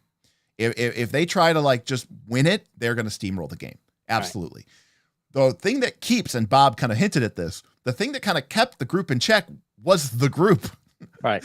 And it's funny because if you look at this game, I only killed Bob once. Aaron almost killed him like twice. Root, Avatar, Monster Hearts, right? These are all games that have inter-party conflict, right? Dungeon World, I would say, probably doesn't, because Dungeon World is based off the iconic D&D party, right? So I could see Dungeon World very easily just fucking blowing through shit. And it does happen. Yeah. The one thing we didn't do, though I tried to, and we didn't have to worry about it, was the taking the aid away. I tried to do it the one time to Smith where I was going to counter aid him and reduce his dice roll. It'd been fun to see more of that, but obviously we were kind of going in a likewise direction. But that's when it can really get quite interesting. Look at that mechanic though, right? Aiding gives you a +1, but hurrying gives you a -2. That's telling you exactly what the game is encouraging right there. Yep. Fuck with each other. Yeah. I mean, contrast. I tried. I mean, look at a game like Avatar, where conditions are a penalty, right? They give you a penalty to dirt dice rolls, and in a way, they're kind of your hit points. You have to be able to take a condition, otherwise your character gets taken out. And there's a move called Guide and Comfort, where your PC tries to go to another PC who might be suffering from a debilitating condition. Mm-hmm. And you make the roll. And if you succeed, the other PC can choose to not be healed and instead inflict a condition back on your character instead. Right. Right. And if you're looking at that from like a metagame perspective, you would be like, why would anyone ever do that? Also, you're a dick. Also, you're shooting yourself in the foot. Like, it doesn't make any sense. But yet you see this, especially in Avatar, all the time. All the time. Right? Where the character goes and tries to extend an olive branch or be the voice of wisdom, or, you know, whether it's Uncle Iroh talking to Zuko or Katara talking to Aang, or Katara trying to comfort Toph. Yeah. And what happens? They shut them down and make the other person sad or mad or, you know, whatever. And so, you know, I think that Avatar and Root to a certain degree, is kind of the same way. I think that you are right that the characters do become very powerful, but I also think that, you know, the characters are kind of supposed to try to, you know, be fucking with each other. Yeah. Which I'm sure I've seen Ben talk about inter-party conflict and Root, and like that is a feature of the game system. Yeah. And the last question, which is more of a discussion point, Ben says, is Root does not seem like a game where noble choices are truly possible. I found this to be a bit of a letdown because the game pushes ultimately towards inter-party conflict or self-immolation. Did you find that this negatively impacts replayability? So for starters, I think we can all agree. I think we can all agree it definitely does not feel like a game where noble choices are always possible. Oh yeah, it felt like it was definitely pushing the more chaotic, bad stuff. I mean, Folk Hero Smith did a lot of good stuff near the end. Actually, I was going to disagree with that. Okay, because and here's why. Because this is what I tell my NR players, right? You know, like last year, right, when we had the Call of Zomodius and we had like, you know, all these evil options, like trade your soul for power, and a lot of people kept asking, like, well, where's the good aligned options? You know. How do I train? How do I trade something for good power? I'm like, well, you're the good guys. You don't get options, right? Like it's hard to be good, right? Right. And so in Root, being noble is the hardest thing you could fucking do in that game. And what's your reward? Nothing. Right. But that's what it means to be noble. Well, okay. To be clear, if you have the right nature or drive, right, you can be advances and stuff like that. But like, this is a game that's about generating like equipment and loot. Well, and I was going to say, like Protector. No. But as an example, think about something like Chaos or Arson or any of those other crazy shit ones that were on the other side of the Bob Dirt side of the table.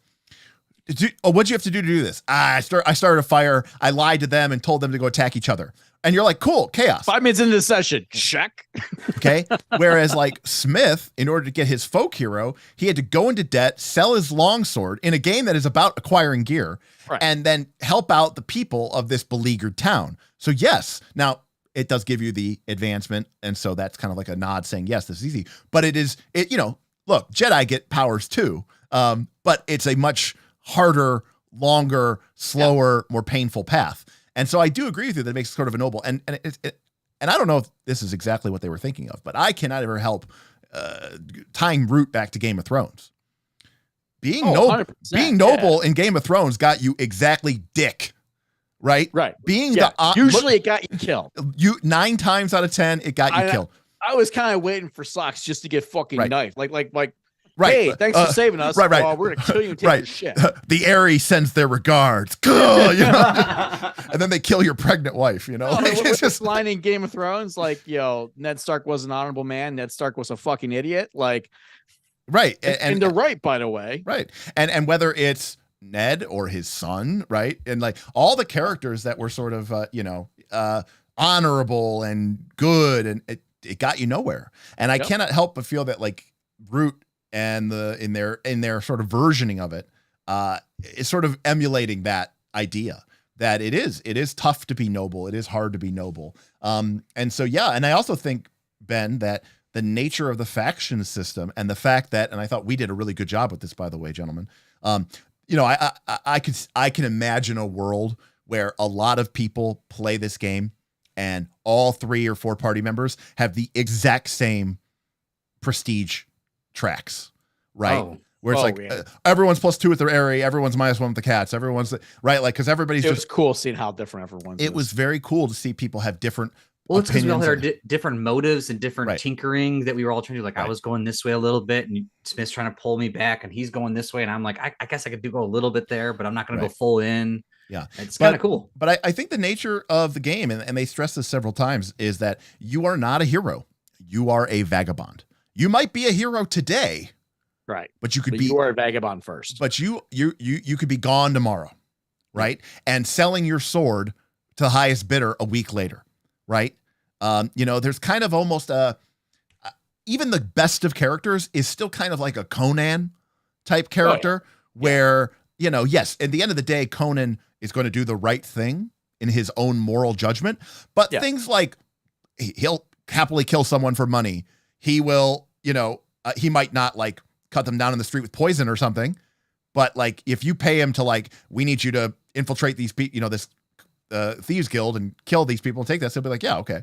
And Conan has his own personal code, but that doesn't always line up with the law or somebody else's moral code. Totally a vagabond. Yeah. So Conan is like very much a vagabond. And but it's interesting, right? I think that era, right? Because you'll hear Conan referred to as a hero, and in modern linguistics, we go, Conan's not a hero. But back in that kind of pulpy era, and I think Root actually is inspired by this to some degree, your heroes weren't people who necessarily were traditionally moral aligned good. I would still say they lean that way. Like Conan still, like you said, would do the right thing. What made him a fucking hero was the ability to impact change in their world. Right. Conan could fucking go and kill gods, right? Like gods in Conan, right? Like Conan could go and fucking do battle these monsters and lead groups of men against fucking hordes of shit, right? Like, why was Conan a hero? Because he was a badass. Right. And that's kind of like what heroes were. Why are the Vagabonds a hero in the old sense, not the modern sense? Because they're a badass. Right. They're very capable. They can take care of their own and, and they're a powerful force. So I do think that, the game doesn't, I mean, to be fair, I mean, in classic D&D, I mean, I don't particularly know that noble choices are, actually rewarded, they're really not. They're not. GM Scott, like the anti-hero, he did the right thing, but not necessarily out of selflessness, right? It's more like, I got to go save all these people. Why? That's no way to die. Like, I don't really actually care about them. And I'm not going to like make sure that they're fed through the winter, but I'm not going to let them die in that horrible place. To be honest, that's a much more interesting character in my opinion. Yeah. I mean, I'm a big fan for sure. We got a half an hour left. So, any just thoughts, tidbits, any questions from chat, go ahead and drop it in the chat, put a question in there. Any sort of experiences that really stood out to you or things that you liked or things that you didn't like? Yeah. And if you haven't watched all the episodes, why haven't you? I'm pretty sure they've been spoiled at this point. So, well, I really like, I think the 6 to 8 format, in my opinion, 2 months is like the perfect get your toes wet into a system and really have a fun time. Now, maybe not every system, but like at least for Brute, it was perfect, I think. Yeah. And I really enjoyed that. Here's my situation. When I am 6 sessions in to a 6-session game, I'm going, man, I wish I was playing a 100 session game. When I am 6 sessions into a 100 session game, I am thinking, God, I wish this was the last session. Honestly, the first is better than the second, though, because we can always go back. Right. No, that's if you want to play Root, we can play it again in a few months or something like that. Right. You can always go back, right? Because I mean, there's no doubt that there's like that fatigue that can, like where you're like, are we gonna really? I mean, I think almost everybody in existence, and if this isn't you, then you are truly a god or a goddess amongst men and women, has more abandoned campaigns than completed campaigns. I was gonna make a joke about 6. 6 is twice as much as most failed campaigns. Right. Like most for us, we didn't think a campaign was real until we got past the 3rd session. What's the average number of sessions for a full 1 to 20 D20 campaign? The answer is probably 50 something. No, I'm saying the answer is probably 2 or 2.5.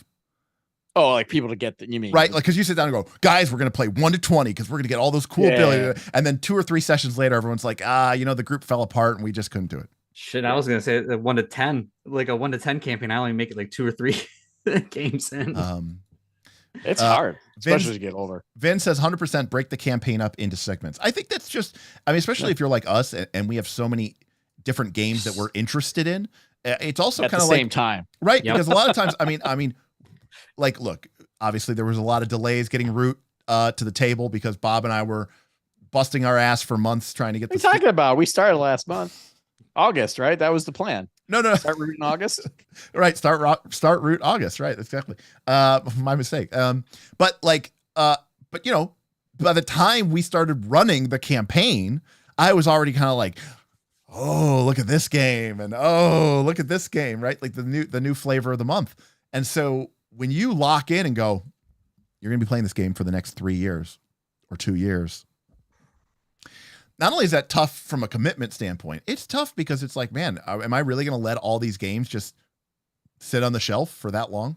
Now, see, this is why for me, I actually just want to play multiple games a week. Sure. I mean, because I love the long campaign. I love the stories that come out of it. I love like knowing what I'm doing and thinking long term, the plans and the legacies and the bonds that you build, you know, like, and then the years after that, you go back and talk about that. That's like fucking epic. And yeah, it's not all fucking sunshine and unicorns, right? Because there's definitely some sessions that we were better off just fucking canceling versus forcing us to play, right? Because that's the danger, right? You feel obligated because this is what we do on Fridays, right? And like, you should never fucking do that. If no one's in the mood for it, just fucking eat a pizza and go to a bar or something. Yeah, we have gotten a lot better at that over the years of being like, we're a little bit wiser now. You know, like, yeah, we're wiser now. We're like, there are times where it's like, you know, there was a time where I would never, as a game master, been like, guys, I'm toast. I'm burnt out. And, you know, I'd love to see you all. I'd love to hang out. I'd love to grab a beer with you guys. But is it cool? Can we just like shit talk and talk, nostalgia, or just talk about the game or talk about the games that we're excited about or whatever.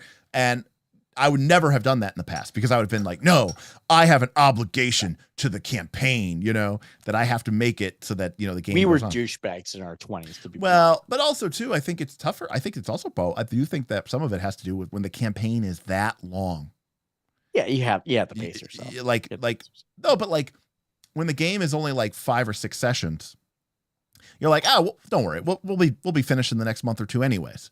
But it's like when you're playing a game where it's like sessions between leveling, when you're like, hey guys, can we skip this week? It's kind of like, oh, another week I have to wait. And like, this game is already going to take hundreds of sessions. You know? Can't look at it by looking at the ending though. Right. The game has to stand on its own every session. Well, that is something about PbtA though, that I personally think is helpful, which is this. I think D&D forces people to think of 20 is the end of the marathon. And you are always judging your success on how far along the track am I to level 20 and the end of the game. Yeah. And so I do think that makes you sort of look at the session and say, was this session successful or not? Well, how close did I get to? How close did I get to 20? Discipline to not look at the game that way, because that's a trap. I think. I literally, even on AV, like we just did AV on Friday, I'm like, ooh, so close to leveling up. Like that's what I think about. Right. And it's like just natural. Yeah. I think your next level is one thing. Like Derek's talking about like aging yourself constantly by the end state. Well, okay. And I've always thought that was a silly way to approach it, because by the time you're 20, the game's over. What were you doing?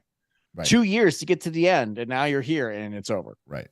But I will say though that I think it's a natural reaction. I think. I mean, it's natural. I agree with like you. If you don't say it's like if you don't level up in a session, you kind of feel like, damn, kind of let down, I guess. Well, again, that's why I feel a game needs to stand on its own. And if the game is not fun outside of leveling up, then maybe it's not a good game. Yeah. I mean, one of the reasons I really like Legend of the Five Rings system is not only is the XP sort of independent of anything that you're doing, although there are, I can't remember what they're called, but milestones that you can award additional experience points when the group accomplishes major goals and party goals. But the nice thing about it is because of the way the game is structured, if you want to, you can save your points and buy something really cool, or you could buy something essentially every single session and forever. And so like you kind of get to pick the pace of your advancement. And you get EXP regardless of what you do. Right, exactly. So because everything is deadly, it feels like it's well earned. Right. we did was sit around in a tea house and drink. Like, that doesn't sound worth anything, but L5R player would be like, whoa. Right. Like, you guys were in a tea house? It's debatable. Bro, that's so risky. It's debatable what was the riskier situation. A group of lions, which you guys are, a group of lion samurai, playing a game of Go in a lion fortress, or fighting a bunch of crane bushi on the streets of Otosan Uchi. Oh, the Go game is way more dangerous. Stakes were so much higher. Well, that, and I was even thinking that the tea ceremony was like super freaking intense. Well, tier ceremony was boss fight. Then it was Go, and then it was the skirmish. But like during a skirmish, again, I know Smith's character was in the fray, but like me being a spellcaster, I was like, and obviously my Yojimbo was like baller. She was crushing it. your Yojimbo had a great fight. How you personally felt in that fight, Bob, was how I felt in every session before that moment. We're gonna send the fucking trained warrior who's a crafter and an introvert into a diplomacy. Yeah, well, to be fair, your Yojimbo is a Matsu, and so she's like, she's been waiting for this the entire campaign. And you know what? And then you called the fire kami to ignite her blade, and she went to town. Sweet. That was amazing. Sweet. It was pretty sweet. That was the moment where you're like, oh wait, this isn't just samurai drama. This is great. This is actually a great segue. Oh, my number one complaint with Root, and I realized it in the last session. Sorry, there's a bug. I realized it, I think, in the last session, which is this. I realize now why all the best games are fantasy. Magic. In PbtA, where you have such freedom, right? Magic is just like, I suppose it would work for tech in sci-fi as well. Yeah. And I'm not talking about like tech, like real tech. I mean, bullshit science fiction tech. Yeah. Magic. Reverse the polarity. It causes like gravitation. I reverse the polarity. There's a gravitational anomaly in this subsector. When you're the GM and you're playing PbtA and you're forced to constantly be making these GM moves and you're trying to spin the narrative and do things, having access to magic or high, sci-fi tech gives you such a leg up to be able to be like this bullshit thing. But when it all has to be like grounded and real, it actually makes it a lot harder to do anything. I think this is why I suspect you kind of let Dirk get away with as much as Dirk got away with. 100%. Yeah. Yes, exactly.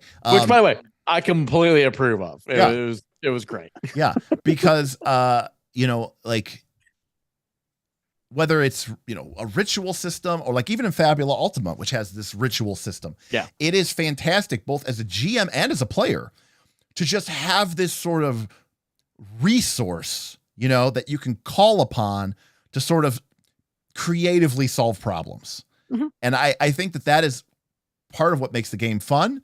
And Root, theoretically, does not have magic. It's not supernatural. But by the end of the campaign, we had sort of introduced some supernatural elements through the lizard cult. And I was kind of cognizant of me doing that because I was like, well, technically this isn't actually how they are. But I'm sort of leaning into it because they're the weird lizard cults or whatever. But like, I realized like I kind of need magic in order for me to be able to like have cool shit happen. Yeah, I don't know if I need it or not. I mean, it's definitely cool. What's that one? Isn't like Savage Lands or something like that, like sort of magic free, or there's a magic free zone somewhere in one of those games you guys talk about. But like I feel like that's just like a super low, old, like realistic fantasy or something like that, like medieval times. I feel like you could do that. And I don't think if it's that big of a deal. I don't think it's impossible, but I realize I have never been interested in playing either modern day games or playing games that are like realistic medieval historical. You do that from 9 to 5. Historical. Like you're already in the real world. Yeah, and I think the reason for it is beyond just the fact that it's like, oh, I like magic and I like cool sci-fi tech. Those are cool things. But what it really is I like the sort of play pattern. I like the sort of gameplay that emerges because of magic and because of sci-fi and sort of techie stuff. Yeah, I'm not interested in most historical settings, but one I've always thought would be fun to play in would be something like Nordic, you know? And again, a big part of that is because I would really go in hard on the myths, right? Like Odin and rune magic and like the superstitions being like real things, right? Like the Nordic monsters being like real things you come across, right? Like, right. You want to play God of War, the TTRPG, basically. Kinda. I mean, not literally God of War, but like, you know, I think it's a really cool culture now. Like, you know, right. You don't want to play a historical. Yeah. Like there's a PbtA, there's one of the classic old school PbtA games called Saga of the Icelanders. Yeah. And it is a historical, the original Nordic settlers to Iceland. And it's about like, you know, a village of Icelandic Viking settlers. Or like if we were playing like a Greek game, right, or something like that, I wouldn't want to play like actual ancient Greece. I would want to do something like Odyssey, right? With monsters and myths. There's a Medusa, you know? Right. You know, like, because it's just so cool. Ben says, I love me a good historical fiction game. Oh, Ben. We know. We know, buddy. We know. French peasants. So,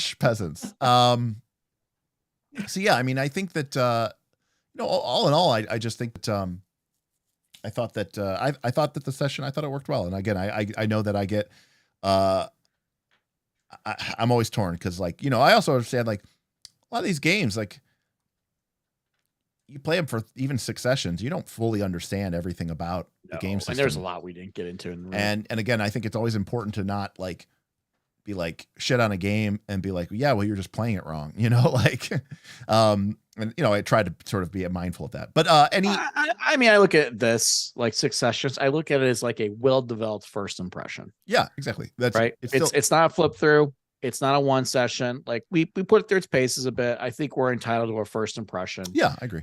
And while yes, we didn't get through everything the game had to offer, like I think it's okay to walk away with an opinion from it, because at this point, you know, if we miss something fundamental to the game that like impacted our experience, I kind of put it on the game for not selling that well to us. Sure. Right. Does that make sense? Yeah, no, that makes sense. I was also thinking like, you know, 6 sessions is 6 to 8 is the, again, like 2-month window that I'm thinking of. It is the good amount to like really dive into it enough that you go, do I want to play more? Right. Like, would I play this again in 2 months? Like, sure. Cause once I played it, I'm like, oh, Root, that was fun. Like I'd do that again. Or if I started playing, like we started playing, what was that? Iron Sworn and Space. Starforged. I played it like 4 or 5 times. I'm like, I don't want to play this ever again. Like it was enough to know what the system was doing. I'm like, I still love those games. Yeah, this is not my thing. But I don't want to just look at the book and go, yeah, I read through it. I'm just not going to play it. Well, I played it for 4 or 5 sessions or whatever it was, 4 sessions. Sure. And I'm like, this is not for me. And I feel like L5R, I didn't play enough. And I had sort of an opinion on it. And also I was busy and playing PF2. Yeah. And then you came back and gave it a shot. Now you really enjoy it. Now I'm like, that's what I'm saying. Like, you know, now I actually give it a good feel. And now I'm like, I could play this for more than 6 sessions. But I feel like a 6 to 8 session is a good way to find out, would I play more of this game? So Bob, what would you say is one thing that particularly stood out to you as something that you liked about Root? Maybe the campaign, the game system itself, something maybe related to PbtA. And what is maybe something that you found frustrating or, you know, something that you didn't disliked? So the thing that I know I found frustrating was trying to find the move that fit what I wanted to do at the time. Especially like when I wanted to do something when I wanted to trust fate, I was always really good at it because my luck was so high. And then whenever I used a rogue's feet, it was always finesse and it was shit. So I was like, I'd rather just like trust fate. So that was kind of frustrating and trying to figure out like, you know, I want to shoot this thing and how that's going to work. So like that felt a little clunky and maybe that's the part I didn't like. Overall, I thought I really enjoyed the game. I think the best part was interacting with the world through like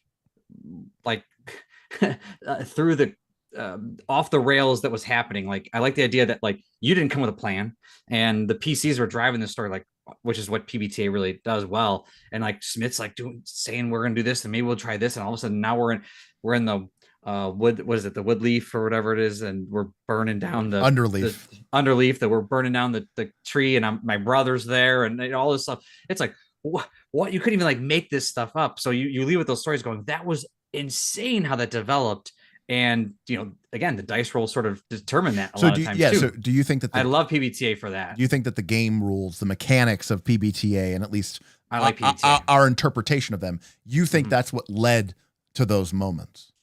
Yes, and then I like the world. Like I thought the map, like the world building of the map at the beginning, like session 0 map building was really fun. Yep. And this idea that we're gonna sort of go around and play this political back and forth, I think that was really enjoyable. But I enjoyed PbtA because of that. Like that's why I enjoyed the Bob's Birthday Bash and all that stuff, because it's you don't really know what's gonna happen. And there's consequences going on. And then the part I didn't like was probably the clunkiness of a little bit of the weapon moves. Got it. So.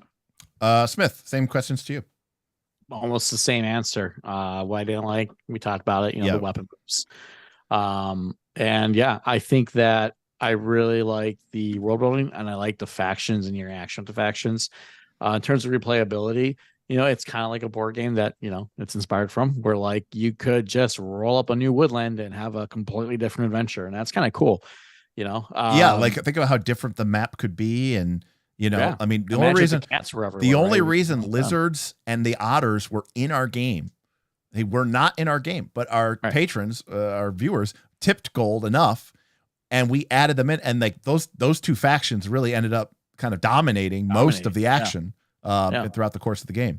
And it was kind of really interesting that happened that way. Would you, and it, by the way, just for anybody watching at home, it really, I mean, I already knew this, but it just tripled down on the idea that when your group participates in the campaign creation, it just makes the whole game that much easier. The woodland was not a big space. It was 12 circles on a piece of paper connected to each other. We didn't even go to everywhere. Right. And you guys didn't even make it to everywhere. Yeah. But every place had like a feeling, a personality, and it felt manageable, and you guys had connections and you could tie yourself to it. And I thought what's great to what you're saying there, and this is something you did in addition above it, and I've always loved shit like this. I love Microscope for using campaign. I want to play Microscope so bad. and you use like I forget what it is, but the backstory cards. Yeah, and I thought that was great, right? Because the players were helping create these locations, and it helps us remember them, helps us remember the names of the NPCs that we're going to engage with, right? Helps us to remember the lore of the world, right? Like, oh, what happened at Clutcher's Creek, right? Well, yeah, we have an idea because we were helping create that story, right? And so that is such an important thing that is often overlooked. You want your players to buy into your world. Absolutely. Have them help you build it. I mean, you want them to care. I mean, any GM at home who is sitting there with their group, I mean, you guys can appreciate the feeling that I have as a game master when your players remember the name of the town they were in. Right. When they go, oh, Clutcher's Creek. Yeah. On the way over there to Oakenhold or whatever, across from the Great Lake.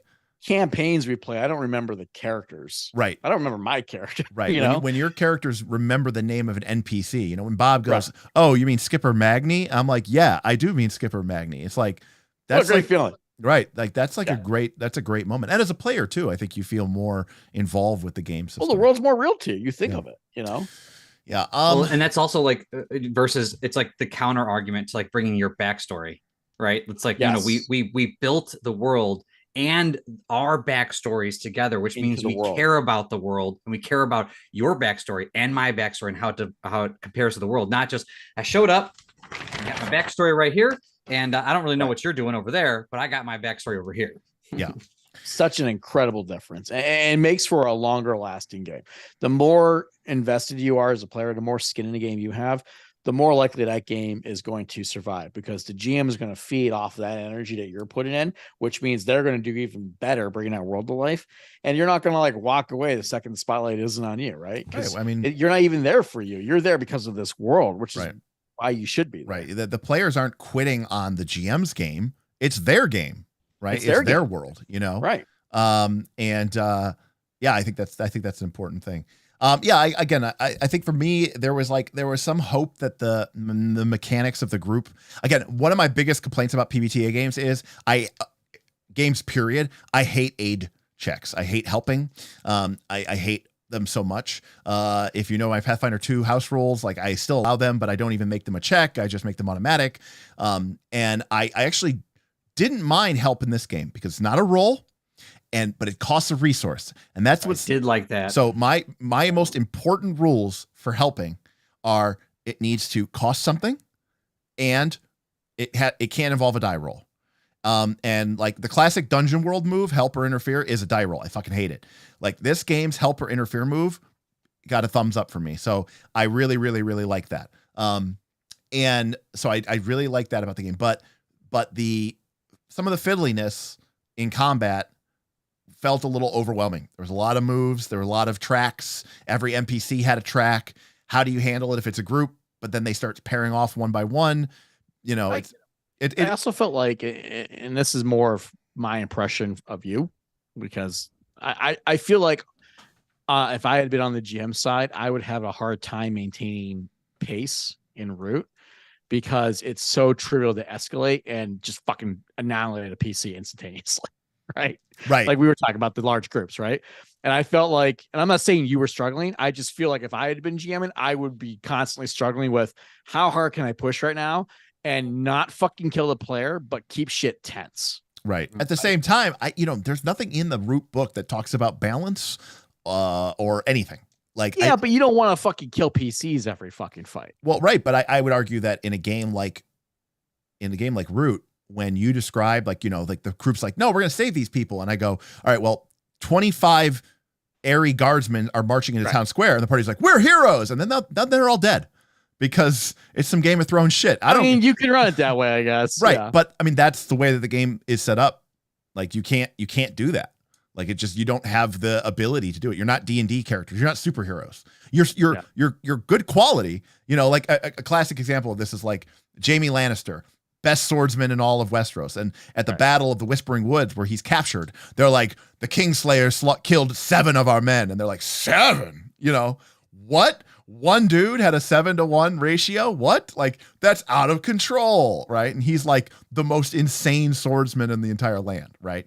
Barristan Selmy got killed in the street by a bunch of peasants with knives.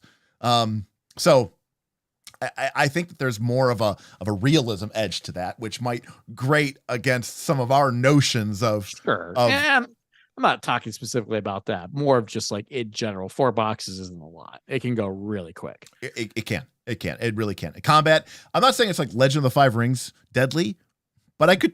It's pretty close. And so you do need to be really, really, really careful about that. I feel it's like L5R. Root FU. Yeah. Very close together. I think having access to things like armor does increase that survivability a lot. Which is also what we learned about L5R. So. You know what?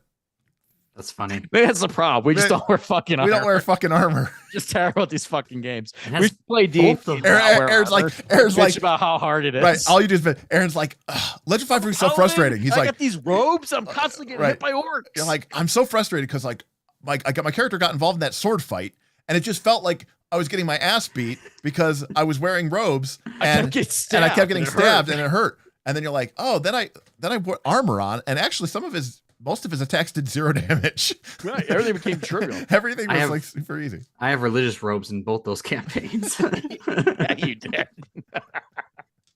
Good point. Yeah.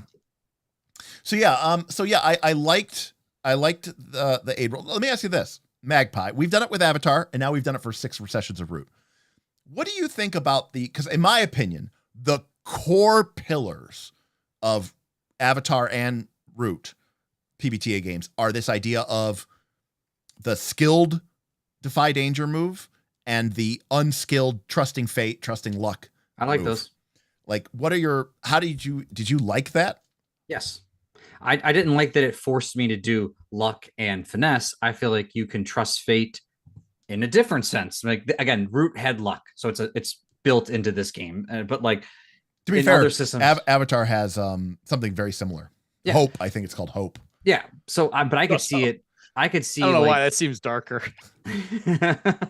I could see like a system like Dungeon World having that, where it's like I use strength in this check. Well, right, but in Dungeon World, trusting fate. But in Dungeon World, defy danger, it can use any of the 6 stats, like you're describing, but it's just one move. Correct, but what if they split it?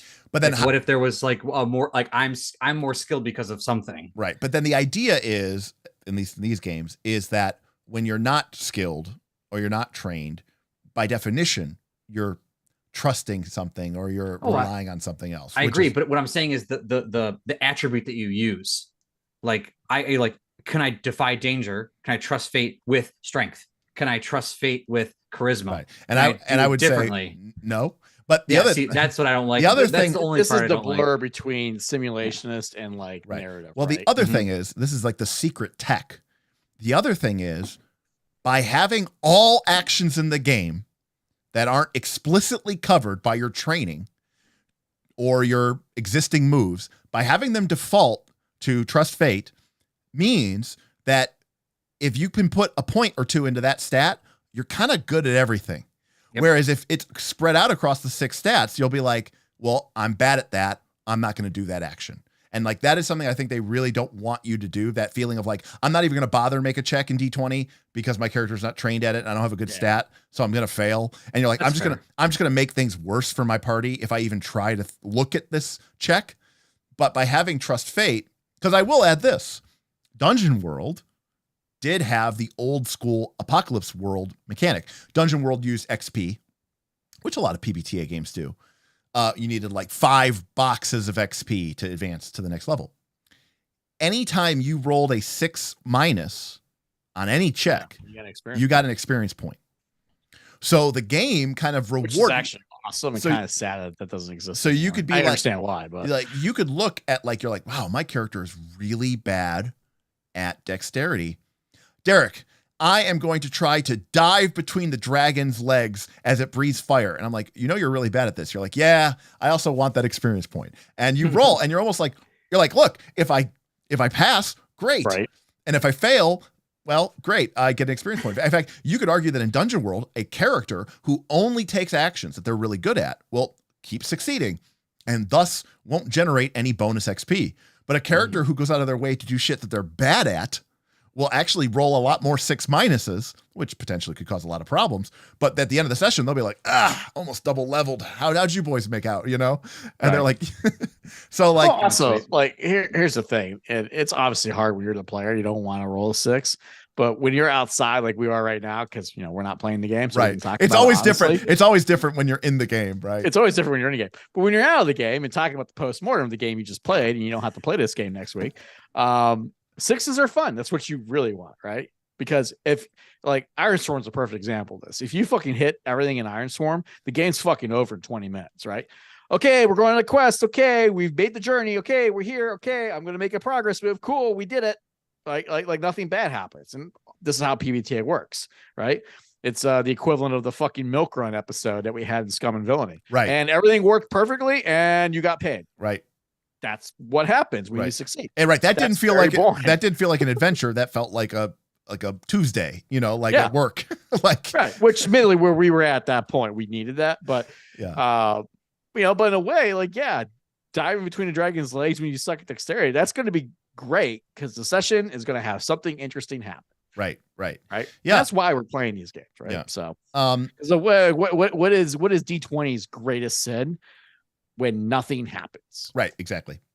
And I think they got rid of that move because I think they wanted to remove perverse incentives, basically. But I was always a fan of it. I was always a fan of it. I was always a fan of it. But I'm also a fan of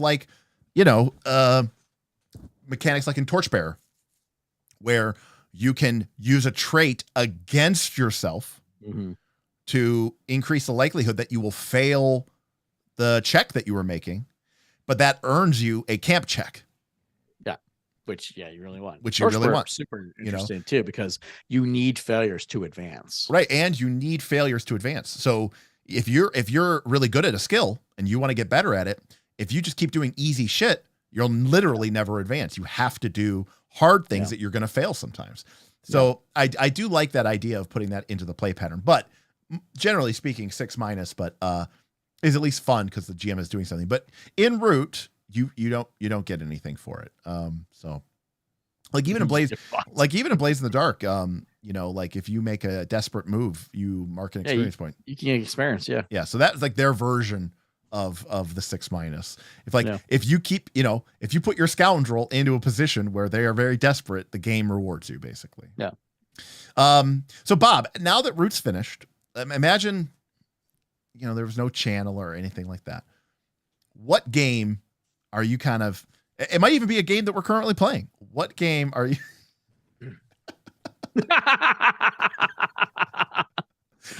Now this is I can't tell if this is a troll or not, but are you serious? I pulled it out earlier because we were talking about playing with the levers, and I loved that I think it was my resilience. Was my rage. And so when I used rage, I had to use a resilient point. But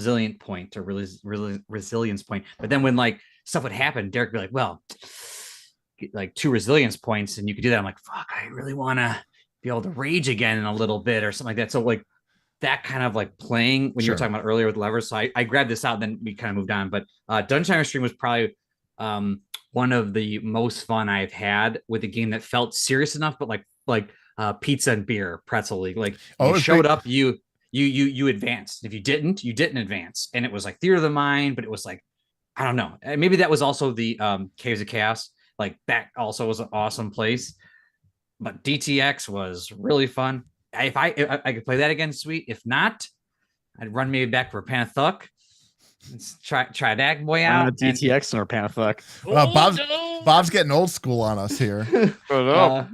That, or like I said, I mean, personally, I would like to play either Avatar, Fabula Ultima, Dune, or I know Derik said no to this, but like I wanted to try Mutants and Mastermind, something like that. I didn't say no. I just said that no. You said I will never play this again. I just said that if I was going to play a superhero game, there are some newer games that have come. Like that. Probably not even Mask, but like we did the first look on that Sentinel Comics game. That was pretty cool, and there were some interesting options about that.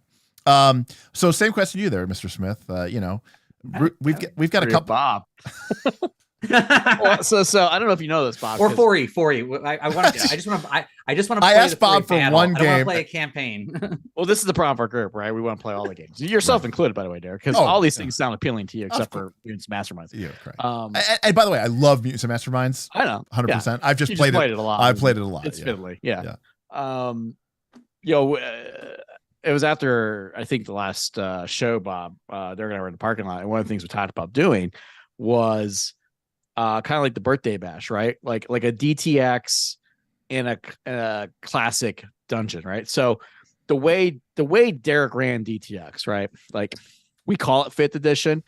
He was basically running PbtA, and instead of 2d6, he used a d20. Like the odds were almost identical, right? Yeah, but we got our feats from 5e, basically. Sure, right. Some of the spells. Yeah, that's what it was. It was a slightly clunkier version of Dungeon World, right? Yes. No disrespect, because it was amazing, right? And it's exactly what. It was very clunky because I would just like randomly add elements while we were playing. No, the I game. know. Yeah. Dude, what other game are you getting 5 dwarfs together to summon a diamond elemental, earth elemental with a diamond in them? It was awesome. It was 4 dwarves.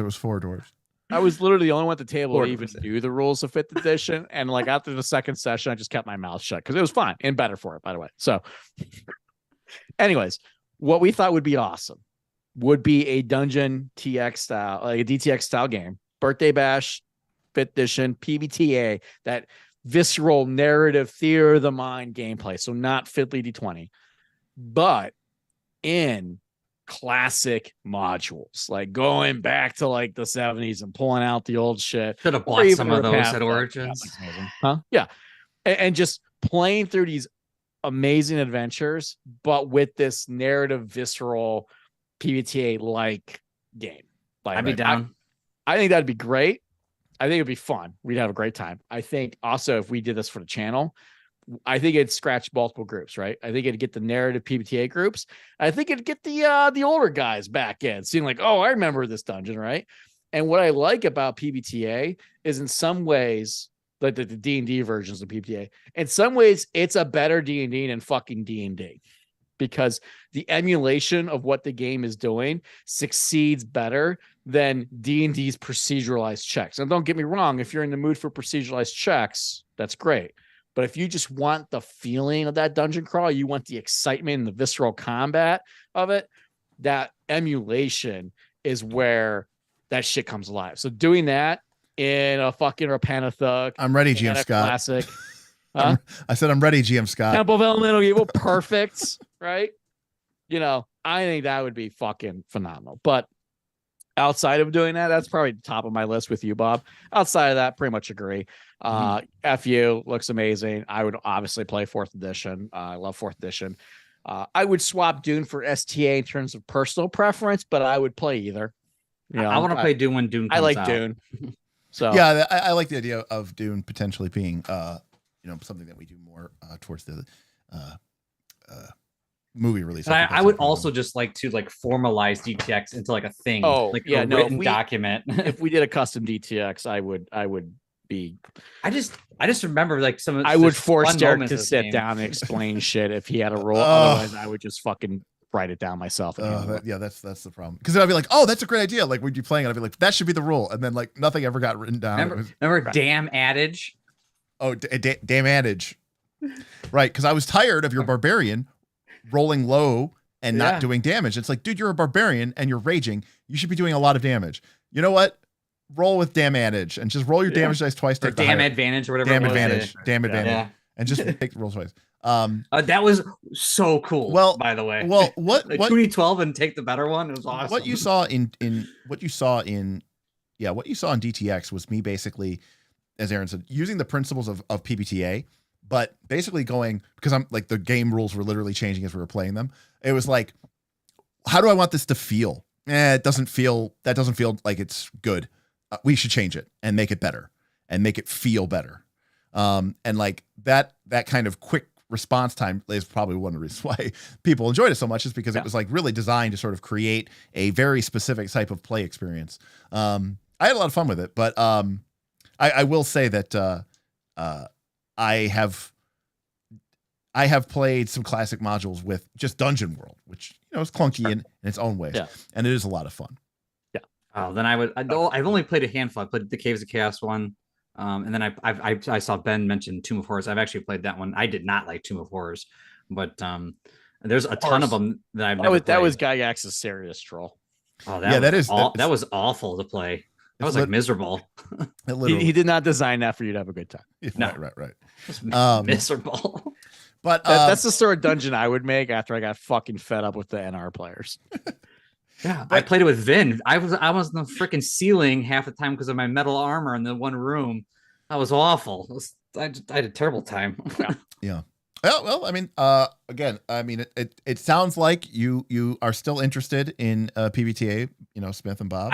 I like PbtA, but I'm also playing Pathfinder, so that's why I want that fancy. I want that magic, and I want that like old school kind of like, oh shit, we can die here sort of thing, Right. No, I agree. I mean, and jokingly, Aaron and I have called this Torch World, yeah. Because the kind of combining elements from Torchbearer with elements of Apocalypse World or Dungeon World, but with some of the modern kind of takes on PbtA as well. I think it'd be really interesting. And again, DTX. Take like DTX and I was gonna say take World of Dungeons, Torch Time Extreme, World of Dungeons, add resource tracks, right? That's the easiest way to go. Sure. Or take DTX and clean up the resource tracks a little bit. Right.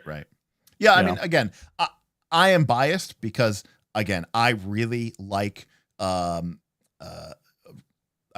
resource tracks. And again, the thing that I probably liked the most in Root was that players had that ability to go, I could go, oh, that's what, you could do that, but it's going to cost you 2 depletion. And the player can look at their sheet and go, okay, that sounds good.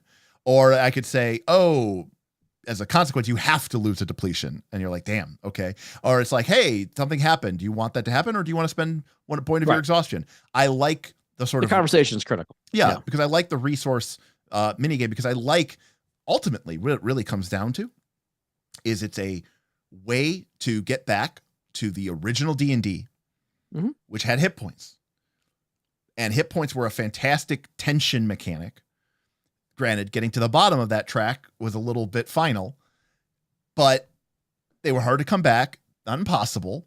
And so you had this fun way of sort of mitigating them. The problem is that hit points are just hit points, right? And so many of our games, you want to be able to have these resource tracks that are more than just how many cuts and bruises do I have in my body? And that's why I really enjoyed like exhaustion and injury and depletion from Root, or why in Avatar I like the conditions, or even in Torch World I like the conditions, because it gives you that sense of escalation But at the same time, it still gives you a lot of room as a GM and as a player to sort of negotiate with the price of things using these items. So it's huge. It's an amazing gameplay loop, right. And a game I think suffers when it doesn't have that. Yeah, and it's also, by the way, if you look at the games that we're excited about, right? They all have these resources, right? Yep. Like DTX, obviously, because it's inspired by this sort of thing. PbtA, the modern ones that we've been playing, right? 4th edition, like the way specifically you and I play 4th edition, really leaning in hard on things like healing surges and using that as a meta currency is fucking huge, right? Try to think Fabio Ultima, right? What do we love about that? Item points, mana, like all this shit, right? Because it makes every decision interesting for both the player and the GM. Yep. I agree. Yeah, I'm 100% agree. And in games where we're like, kind of run up a little bit, like PF2, it's like, well, right. Well, because, and again, it's not a knock against modern D20, but like in a way, it's the worst of both worlds. You go, hey, I'm going to make this check, and I go, okay. Well, what's it going to cost me? Nothing. You just make the check. It's free. It's free to make. Well, okay. What happens if I succeed? Then you will get what you wanted. What happens if I fail? Nothing. So not only is there no cost or consequence to the action. You can't use that skill check again for 1 minute. Yeah. But not only is there no skill or cost to use the skill, so you're just like, why wouldn't I just use this every single time? It doesn't create any sort of interesting reaction to a character sheet. What are we even doing? Right. You're just like, okay, well, I guess I just do it again. And which is why, like, even in AV, I mean, you can't help yourself, and it's a good thing too, right? Like we have time as a resource, right? Like, right. I couldn't help myself. Yeah. Right. And it makes the game better. And to be clear, I added random encounters to Abomination Pulse, and Bob died. Oh yeah, right. And I still blame Smith. And to be clear, Smith almost died too. And I think George. But now I'm a kineticist. I was definitely using cantrips. The moment I introduced random encounters to our Pathfinder 2 game, the math fell apart because it was Mark's like, what are you doing? Right, because it was like, hey, these characters don't have all their resources, and they're in a fight, and Bob died. Bob's character was fucking terrible. Before Bob died, just to be clear. Bob went through like the fucking existential dread. Oh yeah, watching Bob have this moment of self-destruction as this fight was unraveling with his barbarian, and Bob just being so frustrated at this class and its inability to do what he wanted. It was like fucking Hulk in Endgame. Oh yeah, except he died. No, not Endgame Hulk. Infinity War Hulk. Infinity War, sorry. Yeah, right, where the Hulk won't come out and he's just pissed at himself because he got beat, and then he's like, I'm done. But not being able to do like concentrate stuff when I was unable to do anything while raging was very, very frustrating. And not being able to just like stop raging was really rough. I was like, just kill me, knock me down so the rage stops. So we're gonna wrap up here, but Gosu Bilku said, how would you go about Go Subilki? Oh, go Sublico? Go Subilko. Go Subilko. Go Sub said Go Sub not gonna work here. So Go Sub not gonna work here. How would you go about making actions in D20 systems have costs like in PbtA game? Well, the answer to that is simple, Gosu. If you go and look at our Quest for the Frozen Flame game, what I did there was add artificial resources to the game. I added the morale of the tribe. I added that was actually fun. I added the population of the tribe. I added the quality of their herd and the amount of food and resources that they had. Those 4 resource tracks were things that I could attack, deplete. The party could add them up, and they knew that if any of them got to 0, it would essentially mean the death and destruction of their tribe, not necessarily their characters. That's what hit points were for. But it gave them something else that we could play on. Now that game was about sort of overland exploration, well, in theory, and the management of the tribe. But it was sold to be. But if we were playing Forbidden Lands, which is the Year 0 engine, it's real simple. Your characters are in a pretty harsh land, and magic is kind of rough and unforgiving. There's no create water spells and create food and water spells. So you have these resources of torches, water, food, and arrows, ammunition. And those are the 4 main resources that the characters use in that game that kind of really give them an advantage over, say, the other things that they're fighting or exploring. And you can play with those. So the answer is you have to introduce some form of resource. That is what I did in the Right. Dungeon Time Extreme game that they are referring to. Is I gave them a resource which was bad if it got to 0 that they could spend in order to do their actions or do their actions better or do their actions at all that were cool, like they're kind of powers. But I could also attack it. Spellcasting took a check to get a spell off. Right. Yeah, So it that was not actually classic really cool. D20. Yeah. Right. And we would, when we were in tough straits, we would naked cast, or hard cast, but you're rolling the die, and like, if you don't have advantage or whatever, there was easily a 50% chance on an on-level spell, if not worse, depending on your stats, you would just fuck up the spell. And if you fucked it up bad enough, Derik basically got to make a hard move as a spell fucking backfired. Yeah, there was a fumble. There was a fumble chart that we used. But and the reason why I did that is because I knew that I wanted to be able to attack those sort of resources, and those depletions. And the whole game, I don't mean to go off on this tangent here, but if you think about now to be clear, Dungeon Time Extreme was ostensibly about getting treasure. That was the main way you guys gained experience, was through accumulation of treasure. And that was your primary motivation as a player and as a PC. It worked out really well.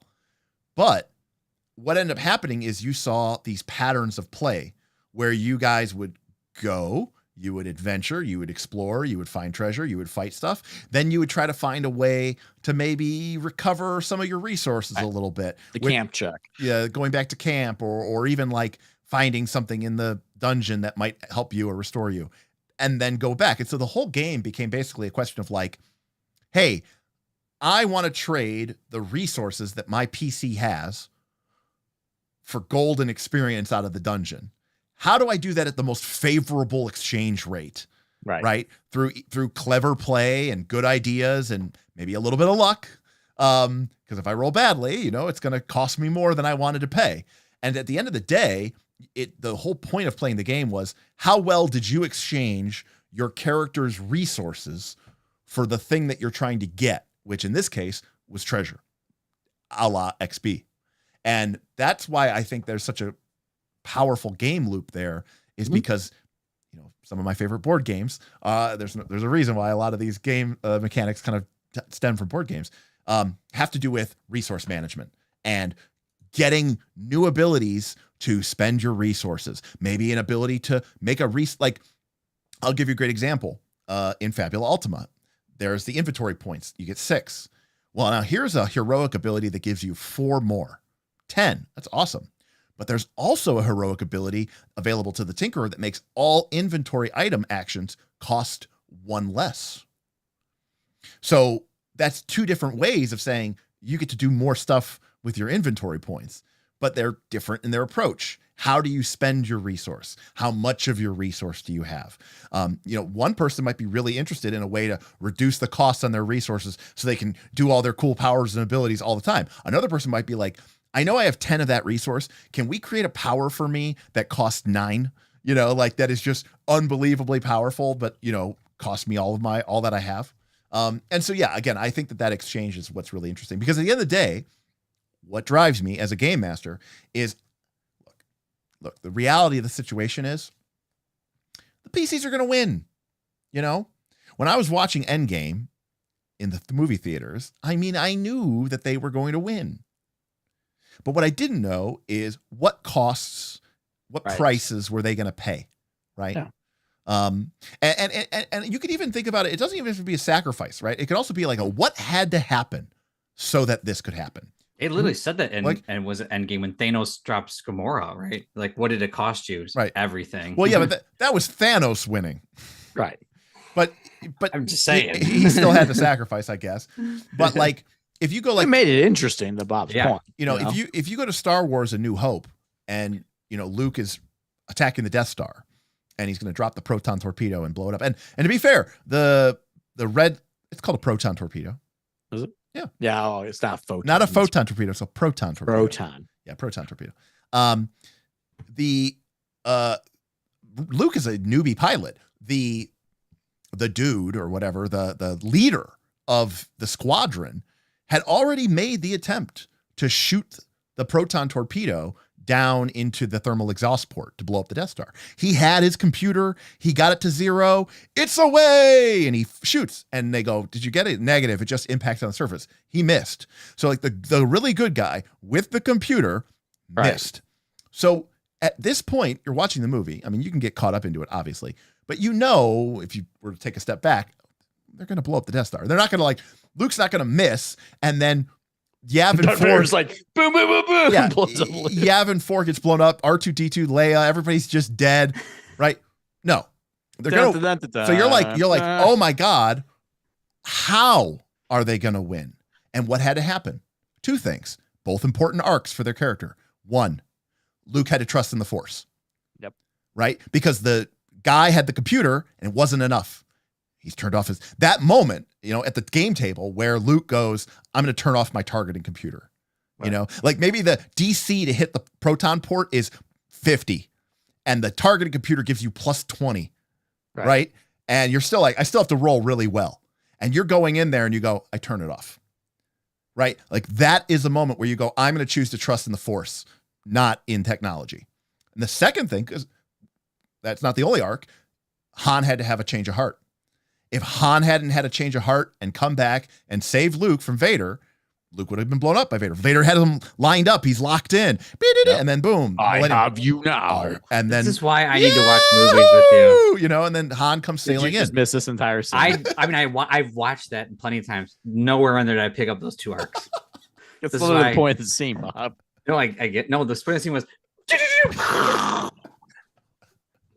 so that's why we had to have movie night. Yeah. But yeah, so what was interesting there was, okay, the heroes are going to win, but you know, in the case of like Avengers Endgame, it's like, well, what did they have to sacrifice? And you're like, oh wow, there was, you know, Black Widow had to die and Iron Man had to die, right? Those are big consequences, you know, because also like no joke, fucking they lost 5 years, like right. I mean, it's a win, but not the way that like, you know, D20 players like to win. And even like at the time, you know, like you're going through it, like when Steve first goes back into the 70s or whatever to get more PIM particles, he sees Peggy's there and he realizes I could go be with her. She's just literally across the hall. Right. But he goes, no, I need to complete my mission. And he gives up on that dream. Now, of course, the nice those individual moments is what makes everything interesting. And like I always say too, you know, going all the way back to the very first Avengers movie, they're having a fight on the bridge of the helicarrier, and Tony is squaring off against Steve Rogers, and you know, he basically calls him. He goes, take off the suit. You know, what are you? And he goes, billionaire playboy philanthropist or whatever. And Black Widow's like, yeah, no, he pretty much is. And he basically says, you're not the guy to make the sacrifice play. You're not the guy to lay down on a wire and let your buddy crawl over you. And then that's exactly what he does 5 movies later or whatever. Yeah. And it's like this complete role reversal. And it's Steve who selfishly says, Captain America is the leader of the Avengers. The world doesn't get him anymore. He's out. Yep. I beat Thanos. Goes back and lives his life. He goes back and lives his life, and he does not come back, and he just stays an old man. And it's like Steve took the selfish way out. And that might be something that you didn't expect. And that's something that you didn't see. So again, for these characters, it's like for me in like a D&D game, I'm not as interested in, I get it. There's the people who want the challenge mode of play or whatever. And to those people, I say, you should probably go out and play War Machine or Warhammer. There's a lot of great competitive games that can test your character's skill. For me, I am more interested in show me who you are, you know? And again, it's the famous quote from Mouse Guard, right? It matters not what you fight, but what you fight for. And that's what's way more interesting. That's it's all about sacrifice. So. Right. Exactly. And that to me is a lot more interesting. And even in games like we play, like Legend of the Five Rings, it's like, would your character sacrifice their honor to fulfill their oath? Like, would your character let his daimyo die if it meant it's preserving his own honor? Like, you know, it's like these really great questions, and there's no right answer. It's just you're telling us who you are. So anyways, that is why I like resource systems. That's the long and short of that. So Any final thoughts, boys, before we wrap up for the evening? What are we playing AV this Friday? Yep. I AV. believe so. Yes, Mr. Kaz is out. Kinesis is back. And then we have to figure it out, but I mean the voting has been overwhelmingly that our next game be Fabula Ultima. So Was DTX on there though? Because I don't know if I don't think they had it on there. DTX was not on the list. So is this poll even what would the chat have picked if they do the right answer? Oh, come on.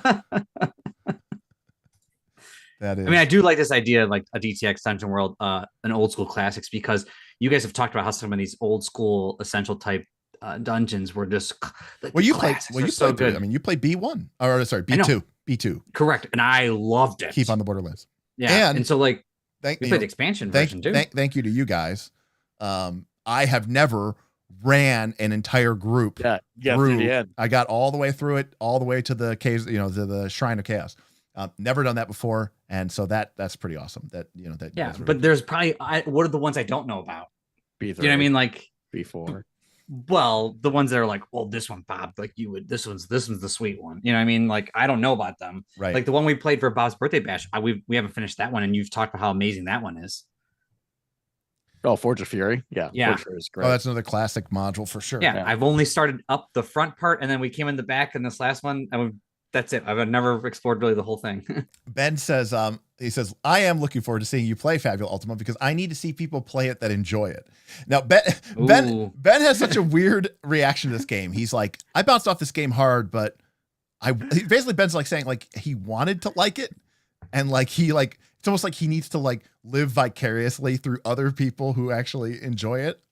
I was like, he had said this earlier and I was like, oh, Ben. Yeah, I mean, I think that those ideas sound really interesting. Again, I love playing games with these guys, and we love talking about them and sharing them with you. Ben says yes, exactly.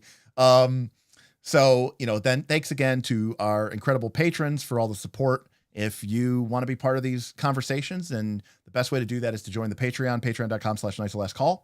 It gets you access to a wide range of benefits that come from joining our Patreon, our exclusive Discord. Depending on what tier you go up to, you could get access to special events, our Northern Reaches mega campaign, merch, exclusive events, opportunities to play games with me, Bob, Aaron. So there's a lot of different options for a lot of different folks out there. So definitely come and check us out. Hoyer wants to know how many golden tickets to play in a DTX game. Oh, I don't think we have a Foundry module for it yet, but yeah, I don't think we're gonna get one. I mean, our home DTX game got a little not for YouTube.